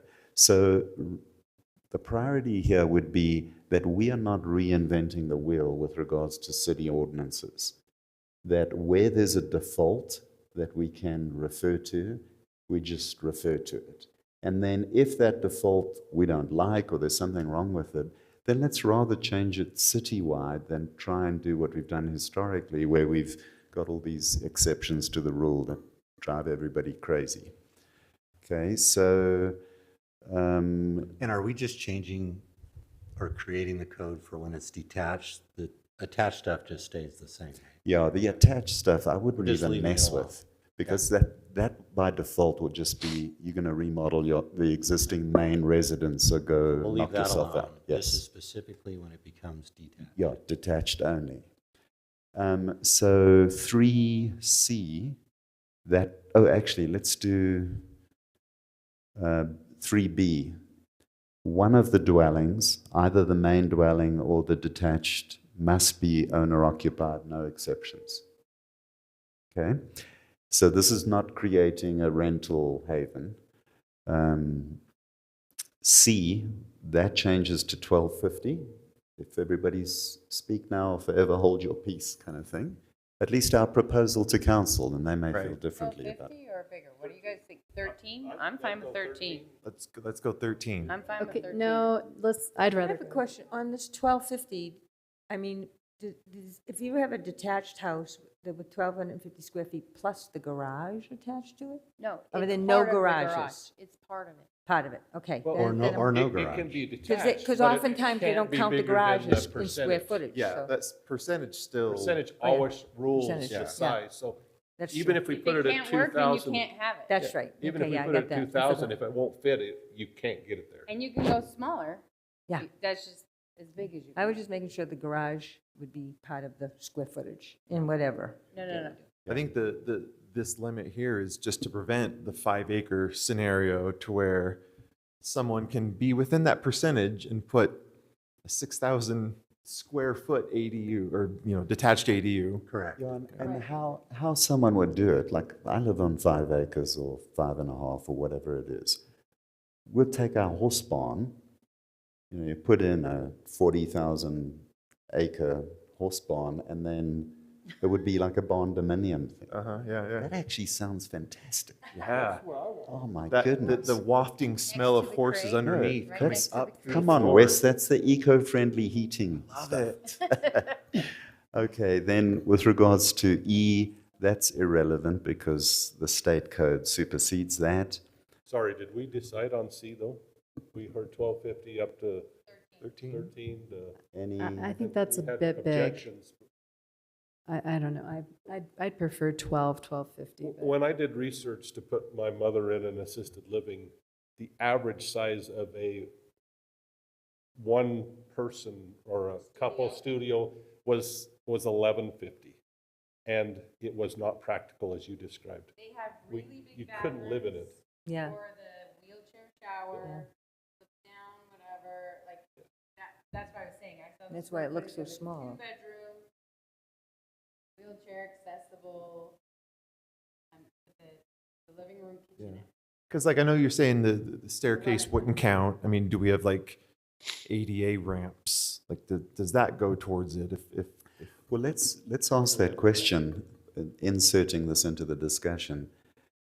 We can or cannot, we may, I suppose, we can insist that this is built with ADA restrictions, like the 3-foot passages and that, or we can just say it's regular Highland building code and not even Yeah, bother. we don't want to require No. them. Yeah, I wouldn't bother no, with we all can that stuff. require I it. don't, yeah. I'm just saying I would love enough square footage that people can, if could. you would like Yeah. to be able to build things for that purpose. I'm more I mean, concerned, The cost and the value you're gonna get out is gonna determine what most people build. I'm gonna build something that's accessible for me, so I can get in there, and I will need a little bit more space, because I need a spare bedroom for all of my junk, or whatever. Or if I'm just gonna build an apartment for a moneymaker, it's gonna be $750, because that's the cost effective, and that's the market, I'm gonna turn that thing around, so, I don't know. Okay, so it sounds like we're consensus driven 1,200 to 1,300. Any strong? Is there a way 1,200? to just take the living space? That's what we're talking about. Right.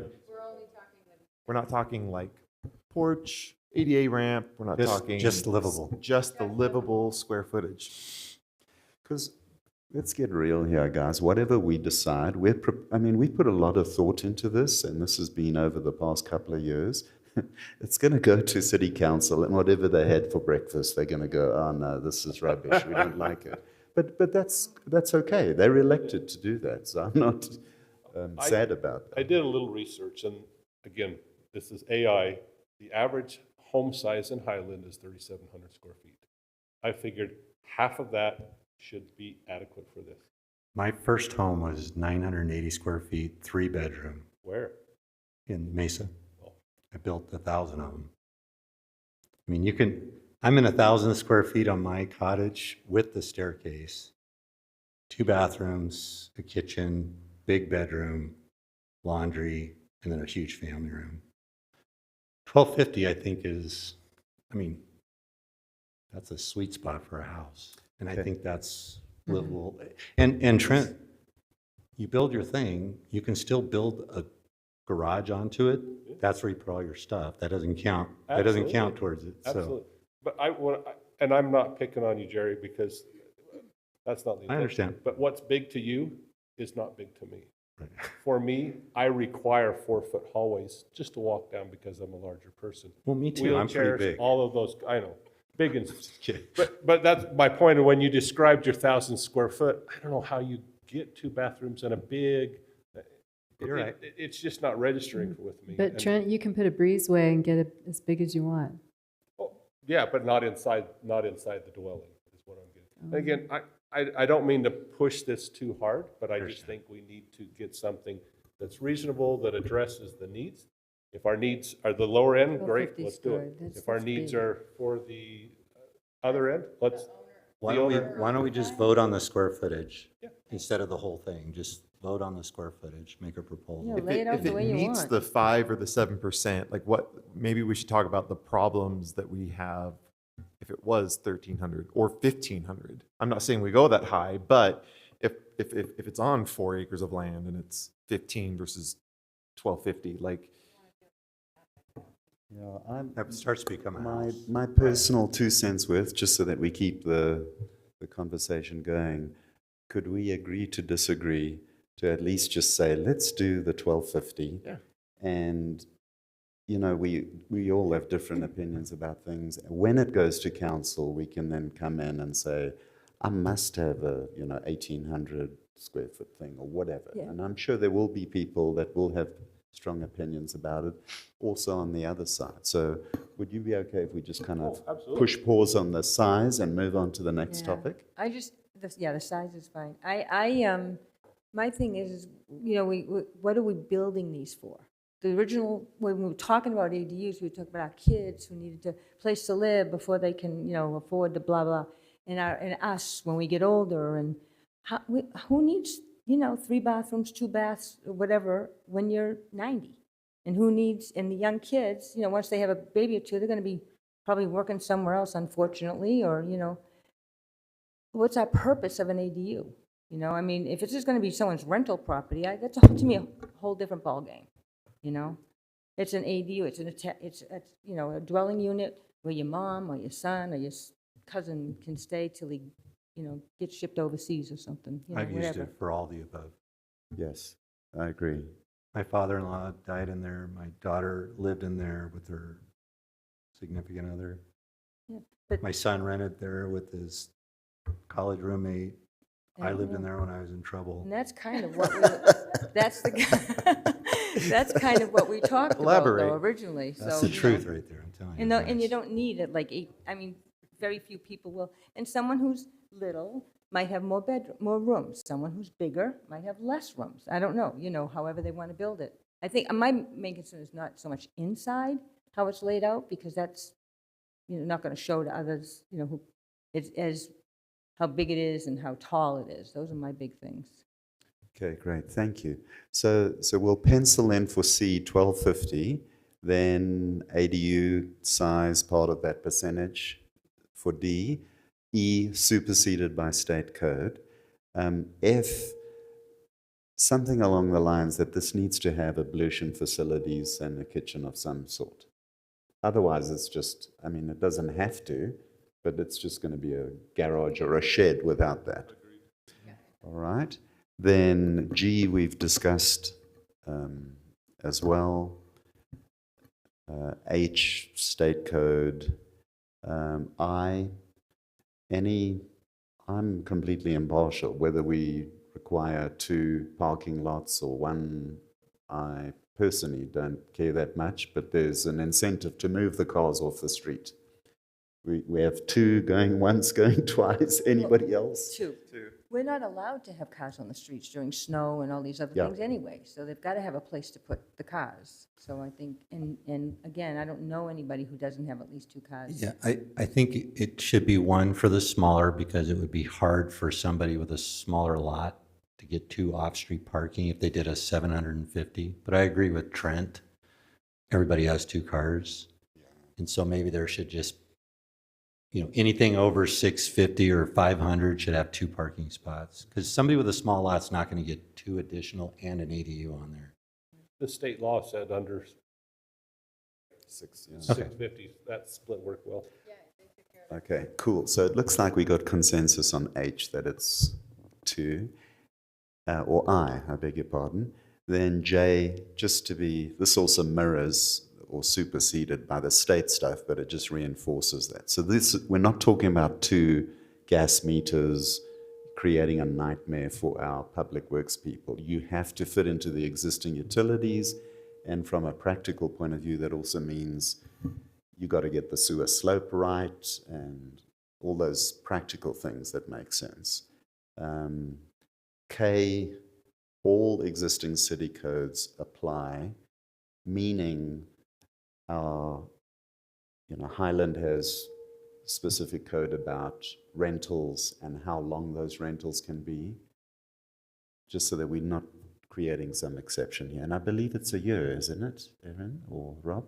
We do allow short-term rentals in ADUs. It's actually one of the questions is, do you want to allow short-term rentals in No, these? personally. We always require, if you're doing a short-term rental, it's just, it has to be owner-occupied. So we're already What's the going to require definition of owner-occupied. Separately, do we want to allow a short-term rental or not? Actually, that's a great clarification, Rob. Can you just please explain? Short-term meaning 30 days? Or? 30 days or less. So your Airbnb type stuff is what we think of. Your longer rentals are the month-to-month or the year-long leases where someone's coming in and actually living there for a defined time.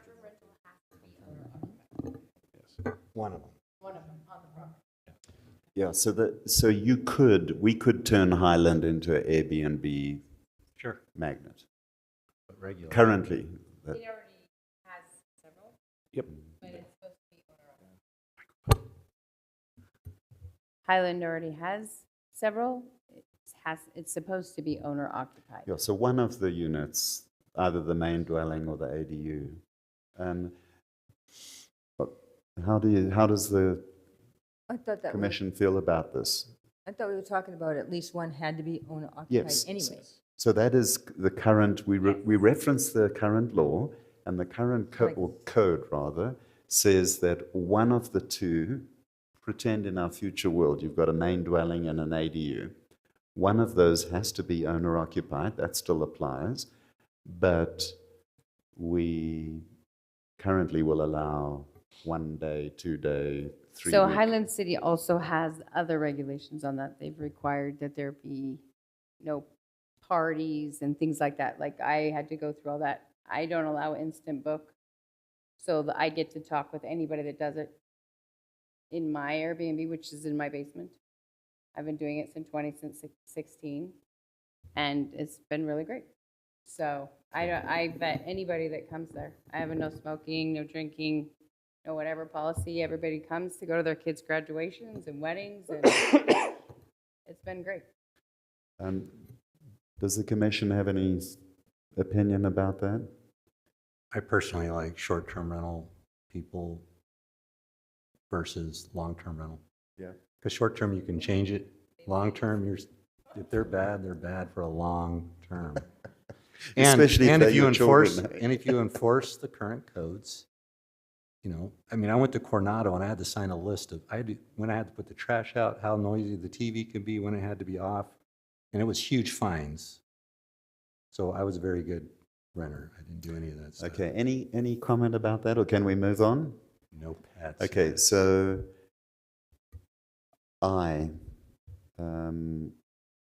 architectural codes, making sure you don't have a pink house and a green ADU mushed together, something along those lines. And then let's talk about, this one is actually going to be a big problem, setback limits and height. Or I'll try my best, Utah, height. I like to use the existing code. I agree with that. Yes. Okay, so let me propose this to you. So existing code allows me to, remember the proposal from last month? 35 feet high, 1 foot away from the fence. The council said no, by the way, but Yeah, I know. do you guys want grateful that for for the ADUs? No, I think we're mixing two things. Yeah, that's When you have a shop that you're building, yeah, you can do those things. But I think if it's livable, it becomes the same restrictions as the house, right, is what we're saying? Because that's, livable is fire protection. It's like my shop is only 8 feet off the back property line. It could have been 5, but I give them a little more space. But if I think if it's an ADU where somebody's living in it, that's going to be playing their TV, their music, their radio, I think you just do this, keep it simple and say it needs to meet the same building codes as the house does. Building codes. Yeah, just use the existing ADU setback height requirements. So just for clarity, if we're talking about home setbacks, you're generally 30 feet front, 30 feet rear, 30 feet street side, 15-foot interior side. So for your standard interior lot, 30-foot front, 30-foot rear, 15 feet in. Accessory structures are 30 feet front, 10 feet sides and rears. So you have a lot of people who built, I know because I've looked at a lot of permits, right at that 10 feet. They could not, if you make a detached ADU subject to the home setbacks, they could not convert their structures into a detached ADU. Now, if that's what you want, that's great. I just want to make sure That's not that what kind of I was interaction is referring to. I understood. was referring to, if I was to build a barn dominium, That's a the good point. 10-foot, those Yeah, the setbacks ADU off of restrictions, that. not the home restrictions. And that's the reason why I asked the question, because I know there's this disparity in how we view things. And there's a huge difference between 30 feet from the back fence or 10 feet from the back fence. So Especially when you're dealing with the small lots. It brings up a good point. Most of those small lots, the home takes up the envelope. yes, If it meets the requirements. but the state has given us the ability to regulate setbacks in a sensible way. So I guess where I was coming from is if you're going to build a shop back there, your setbacks, 10 foot, whatever they were, they're fairly minimal, but you can do that with a shop. Whether it's a shop or a house, the difference is the noise that can be made potentially. What other concerns would those distances be? The fire hazard, the 10 foot or whatever should allow that. Is it the noise? what is the concern about the setbacks? Is it blocking the sun of the neighbors? You can still do that with shop versus. Yeah. Well, let's chop this up into two things just to help us hopefully streamline the conversation. We got height, and then you got how far away. And there's a big difference between 35 feet and 20 feet, etc. So can we just tackle the setback from property and discuss that, and then let's talk about height, but they're gonna merge into each other invariably. So if we have a 10-foot setback versus a 30, should we do a height restriction? Because if it's 10 feet from the fence, that's very close. And so if we're allowing it to be the same height as the house, if it's 35 feet, that is going to be a big shadow on the neighbor. So just to clarify, Rob, our current, and this is for reference point of view, our current accessory dwelling, not dwelling, accessory structures. Just remind us what the numbers are, please. Yes, so detached accessory structures, 25-foot height limit. Max. Okay. And then 10-foot side and rear setbacks. Okay, thank you. And then homes are 30-foot rear and front, 15-foot sides, and a 35-foot height. So accessory structures are limited by 10 feet more than homes are.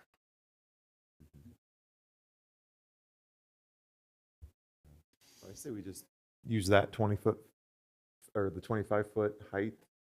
Yeah. Is everybody cool with at least the height Use the stuff? accessory structure, setbacks and heights. Yeah. Then what about the 10-foot thing versus the 15-foot? I think we just do 10, just like the accessory structure setbacks are already. It seems odd if you said the ADU is 15, but a shop is 10. It just, They need to be the you either change both or you put them both over here. Let's change Yeah, both. that's a great point. So we've got I'll some change both. inconsistency. How about this, just as a commission, that we propose to council that we've got some issues here that we've got to reconcile, and you having 10 and 15, if it was all 15, that would be great. Or if it was all 10, that would also, depending on your opinion, be great or not great. But it puts us in a bit of a quandary as a commission in terms of proposing something, because we're proposing irreconcilable complexity here. Yeah, and then you've got the grandfathered stuff, so. Yeah, we can't affect that. What I was trying to, 10, 15, the concern I have there is, are they even going to be able to build something if that makes that big of a difference? I don't know. I think on the smaller lot, if you go to the 15, they're not getting an ADU on there. They need the extra. I forgot, how small of a lot can you put these things on? Well, the state said, what did the state say? The state, 11,000. yeah, Quarter the state acre, is going quarter to acre. quarter of an acre. I don't, yeah, see, and I think that shouldn't even happen, so. Yeah. And to be honest with you, to get a detached Yeah, ADU let's do on a 15 quarter so of it an won't acre, happen, yeah. you have to plan it ahead of time. Like, it has to be built with the house. Somebody that's already put it is probably maxed out that footprint. They're not going to be able to fit it with what's there now. I think Bountiful's was it 8,000 minimum? Yes, Is that what I saw in if there? I remember correctly. 8,000. Jeez, how do you? Well, basically, Yeah, you right? yeah, Yeah, what yeah. they're doing is they're taking their pool house and then converting it into something that gets rented out, or a granny flat or apartment. I'm erring on the side of 15 feet. I think Deborah said so too, the 15 feet setback. I'd like to see 15 feet for all of it, so. But If we could I'm go- going to err on the fact that if you do the 15, you have to change the other one. Yeah. I think we stay, if it's an ADU, Oh, Yeah, I it's think an both have to ADU. be the same. Yeah, whatever agreed, we agreed. Go on. But what I'm saying is, if that's the current code, then it should be the 10. Because we're just basically adding some livable to our ADU plan that's detached. I mean, I understand the 10-foot, but it's been 10-foot forever. Yeah, there's no reason to change it, and I think we keep it the same at 10. So What do you think, Trent? Just push pause there. Jerry, are you saying grandfathered accessory dwellings I'm can be I'm converted, saying leave the or- setbacks the way they are currently with the ADUs. because it's been that way for a long time. But I want to add. And I think going to 15, I could see the state coming back, saying you basically just nixed You any eliminated. opportunity for these smaller lots to do Yeah, it. but it's true, but can I give you something to think about? So that the ADUs, if we go in 1250, might be bigger than just a regular accessory garage. And so if they're doing that 1250 or more, it's going to be a bigger footprint But they can't based on their percentage of their of the lot. Yeah, so if they have a quarter-acre lot, they can't build a 12, their Somebody do the ADU math real space quick. that they're allowed gets smaller. Okay. If you're an acre or 2 acres, yeah, you can max out. I mean, that's why I have a 40 by 40 shop and 1,000, you know, I have 3 big buildings. And I think I can still keep going with more buildings, but they can't be livable because So one of them's already livable. If I have a quarter or an 8,000 square foot lot, I can't build bigger than a 400 square foot structure. So that percentage right So- there so that takes you squishes it. out. Yeah, well, that's good. That's good. But the other part I was going to bring up, and maybe it's a little excess, ADU in a barn dominium. The ADU can be further away, but the barn can Yeah, be at 10 because it feet. goes like So, this. yeah, inside, so I just think if we've limited the Consistency. height to the 25, Yeah. which the building can be 32, it's okay if it gets, because your view line. I just think the ADU thing has been that way for so long. Adding a little livable in it you're shouldn't using change. ADU accessory structure, not Yeah. ADU. Yes. Yeah, we, Okay, the translation. I just, sorry, my. Well, yeah, mistake. we're doing a dwelling. Yeah, the dwelling. Yeah, so to me, I think because we're restricting the height, you can push it just a little bit more. And then the size is going to be, to your point, made smaller on the Yeah, smaller very lots. small lot. But I think if you go to 15, they're not even going to get anything on there. Even though I don't think they're going to get Yeah. anything Anything anyways, Exactly. but I don't want to Let's say, be hey, reasonable. this, we kicked the cat, you know, too many times. Hey, Rob, this might be an impossible question for you, but one of our favorite poster children as you come up Albine Highway by the golf course, where you have the breezeway and then the tiny home and the huge. How tall is that? Well- The big white barn. It'd be thing? 35 feet. Okay. Because that was, at the time, breezeways were allowed, so they was Yep. counted as the main dwelling, so they could do the 35-foot. Yeah, so the grandfathered implementation of this, unfortunately, is for a neighbor 35 feet.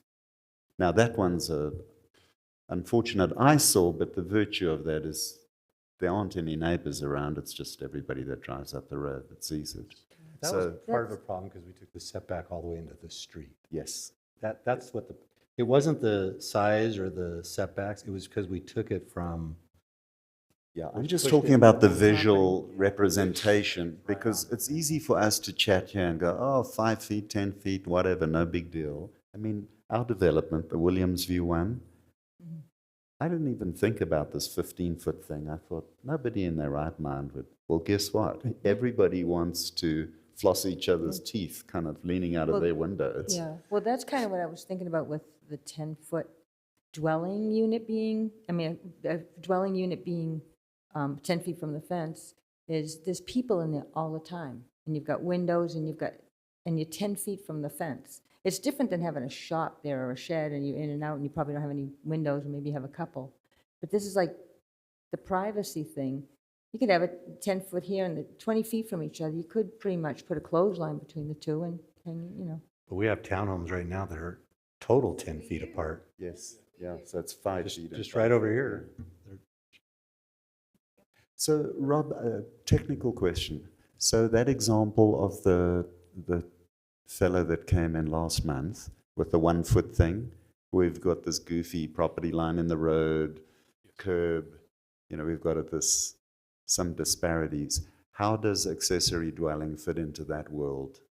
So for that, it was because all along the Parkway detail, we have an extra 20 No, foot. no, setback. I understand that, but in that instance, the accessory dwelling, or not non-dwelling, so the accessory building Yes. structure could be where? Is it 10 foot from the fence or 1 foot from the fence. The way that, because the council denied it, it has to be 20 feet from the fence.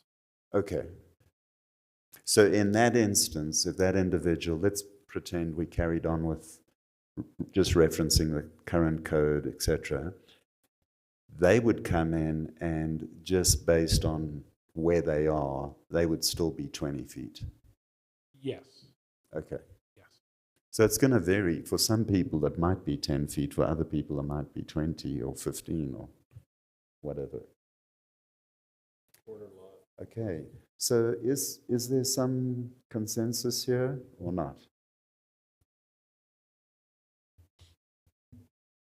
Can you put your mouth I think we just use the accessory structure setbacks and height restrictions. They're already there. 25-foot height, 10-foot setback on the sides, and what was in the back? The 10 for the back. 10-foot back, yeah. Okay. Yeah, so 10 and then 30 versus the... All right, well, are there any other specifics that... Because the idea would be that we've discussed this, next Planning Commission will actually have a formal proposal that we'll then use, you know, well, if we hopefully we don't change our minds, but get more opinion, and then send it to City Council the end of April. What was our formula of the percentage on the acreage? It's the standard, so either 5% or 7%, depending on the zoning. Okay. So if you're R1, am I correct? Yeah, R147. That's what I was just double checking. R140 is 5 with a limited exception if you have a really large lot. R130 and R120 are 7%. The only thing I would add in is that stairways do not count towards that square footage. So if you do a 2-story, the stairs come out of that square footage. I agree. So you have a true. I agree. Limited to living space. Yeah, I mean, i.e. they not count, stairs, not- they count living space with anything that's conditioned, which would be the staircase, but for the purpose of what we're trying to do, it'd be great if somebody went 2-story because that makes it smaller. And I don't want them to not do it because the staircase eats up some of their square footage. What else besides staircase would we consider it's there? 2 I stories, can't think of bigger. anything, but a front porch, a back porch isn't included. It's not conditioned, so it's not livable. Okay. Okay. I like that.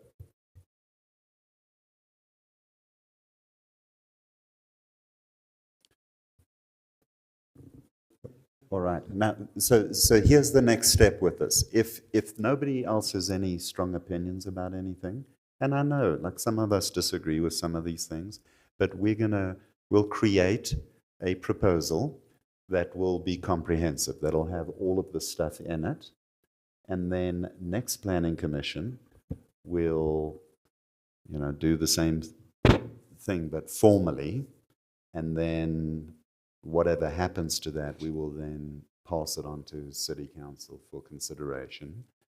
And they may choose to consider it, or they may choose to say, no, we're not going to do anything, we're going to wait till October and then do it, or however.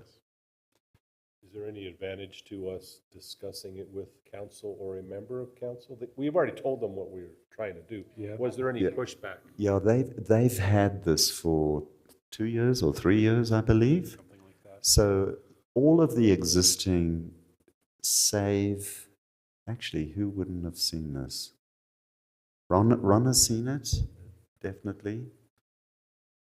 All of them have Kim seen it. Scott has seen it. Everybody's seen it. Everyone's seen it. But since you sent that email of this is what we want to do, was there any response? I did not see any response from city council on that. Was there any? No. Honestly, politically, city council was just waiting to see what the state was going to do. It's not that they were ignoring something the planning commission was interested in. It's just they are thinking a lot about moderate income housing requirements and state law changes and all those things. So no offense was taken, by the way. We're happy and realize there's a priority list of practical things. Rob, you said there are 2 or 3 things you wanted to... Yes, just because I'm going to be drafting this, I think I've got all the direction. This is fantastic. The 2 questions, this was actually, one of these was on the proposal as well is, should we charge impact fees for these? So by state law, we don't charge impact fees for the internal dwelling unit attached to the home. For a detached structure, should we charge an impact fee as though it's a new home? It costs about $15,000 for an impact fee of that.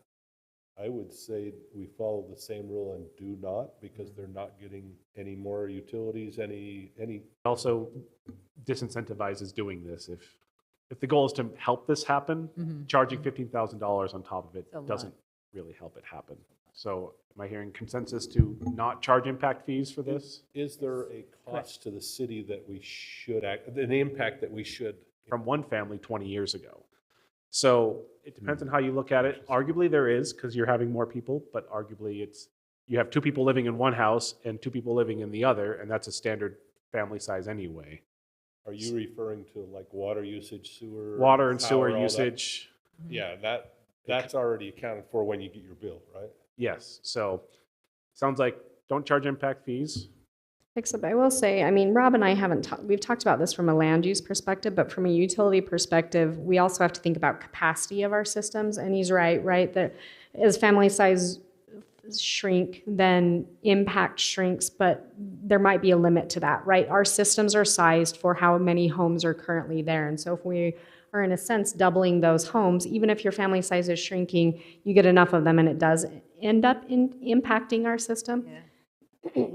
The Public Works Director and I have talked about, well, maybe do we need to limit, you can have so many per area or something like that. So that's something that I think that staff will need to talk about more thoroughly before we come back to you with that. I'm not trying to contradict Rob by any means, but just something that he and I haven't fully talked through yet. So. Yeah, and Erin, if I understood the state's approach to it was, we don't really care, no disrespect, or perhaps they didn't mean disrespect, but they just said, you are going to do this, so we're just going to compel all the cities to do it. Though, I mean, isn't there some provision about if you have the utilities to be able to support it? So we would just have to ensure that we do have the utilities to support this, basically. Yeah, that would be very helpful. Do we have? So go ahead, Trent. I was just going to say, do we have any research or that's going to tell us expect a 20% increase in these, or do we think anybody's even going to do it? Do we have anything behind historically from any other groups? When I've been through several conferences, historically it's a lot of the cities have said they're not widely adopted, that they've gotten a handful. Now Highland, I believe actually might be an outlier on that just because of Highland's demographic. Highland has the larger lots that actually can support it and generally a higher income that can afford to build these. What we've heard from other cities is even as they've made it friendlier and friendlier, it's still hard to get people to do it. The most successful one I think was out in Farmington, but they went to the extent of allowing the homes to be sold off separate from the rest of the parcel. And so they've really tried to incentivize building of these, and they've had some success in what they view as what their goals were. But a lot of cities that just started allowing it, a relatively slow uptake. So I think where you see the most impact is on new builds, not retrofitting them. New builds will start anticipating They'll this just and still planning have it. for it going forward. Yeah, they'll put them in there. So Trent, I was going to say, that's what I was going to ask was about a study, Aaron, like if we've had a study on if a certain percentage of people do put in an ADU and the water that would be used for that, because I know I've been told that if we use our allotment of water, we then have to go to other cities and buy water if they have extra water, and that's very expensive. So maybe that's something to think about too. Absolutely, I think that makes sense, Planning Commissioner. Yeah, that's one of my intents, is the bigger the barn, the less grass I have to grow and to mow. So there's a good thing. And then also if you do have an ADU and that you might have a consideration for a larger water allotment. Are impact fees calculated on fixture units or square footage? PI is based on square footage, and culinary or sewer is based on, it's a flat rate. If it's commercial, then it's based on fixture units. So for your home, it's just a flat rate of a lot. TSSD's impact fee is around $6,000, and ours is another $2,000 on top of that. So I think if the ADU was to be included in the original build, that difference would be an impact fee, right? Otherwise, people will build their homes and then build the ADU. True. Maybe this is something we can get more data on. We have a lot of studies about our capacity, and we'll just maybe Okay, we'll leave Lisa. that as an option. The other topic was just separate addresses. This has come up with internal ADUs all the time. People want suite A or suite B or whatever. Practically, we've always said no. Do we want to change that for a detached ADU? That's a good question. That's a great question. I was chatting to the post office fellows, and I mean, my personal opinion is no, it's not a separate legal entity, so, And they could just get a separate PO box, right? yeah. And go Is there an pick it up. advantage to us for the city to show our residents that way? I mean, We report ADUs to the county. It actually ends up increasing your property value and possibly your taxes correspondingly.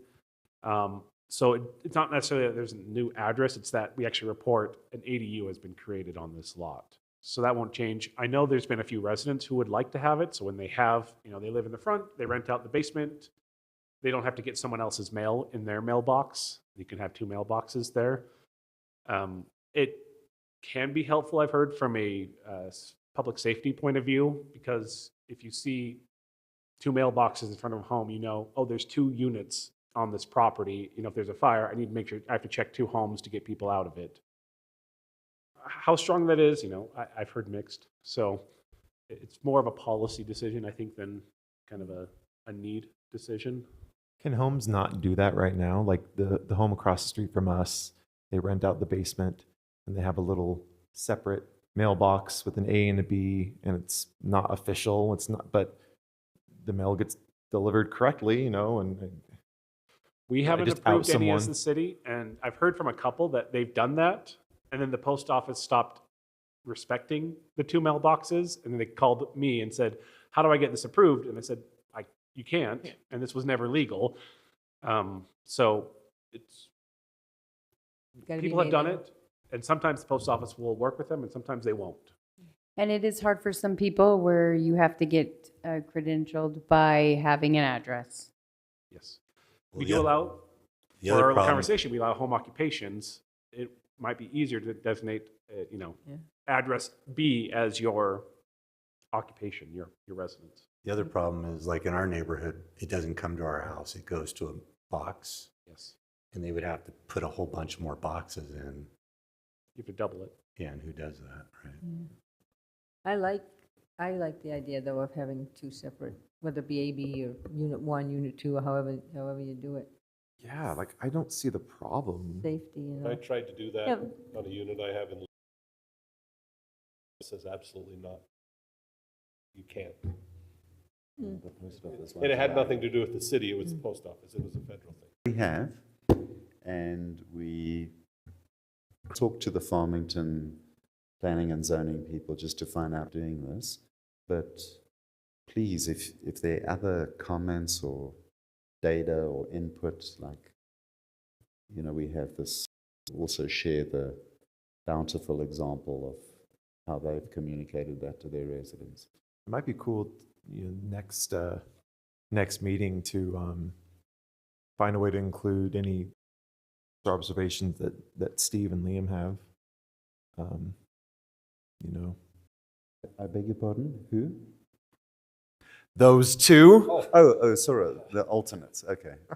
I just didn't hear carefully. Thank you. Okay. What we did with this before and putting it on that shared site, I would love to have whatever you get done in the next couple of weeks thrown Yes. out there so we can have a conversation via paper before we get into the room to save us some time, if possible. Yes. I will do that and try not to get my account deleted this time. Yeah, and Rob, just as a personal preference, can we just have it, without a PowerPoint, just an actual punch list in a document, and that way it's easy to redline or to just chime in with comments, and then that will hopefully make your life easier when you put it into the sort of formal proposal setup.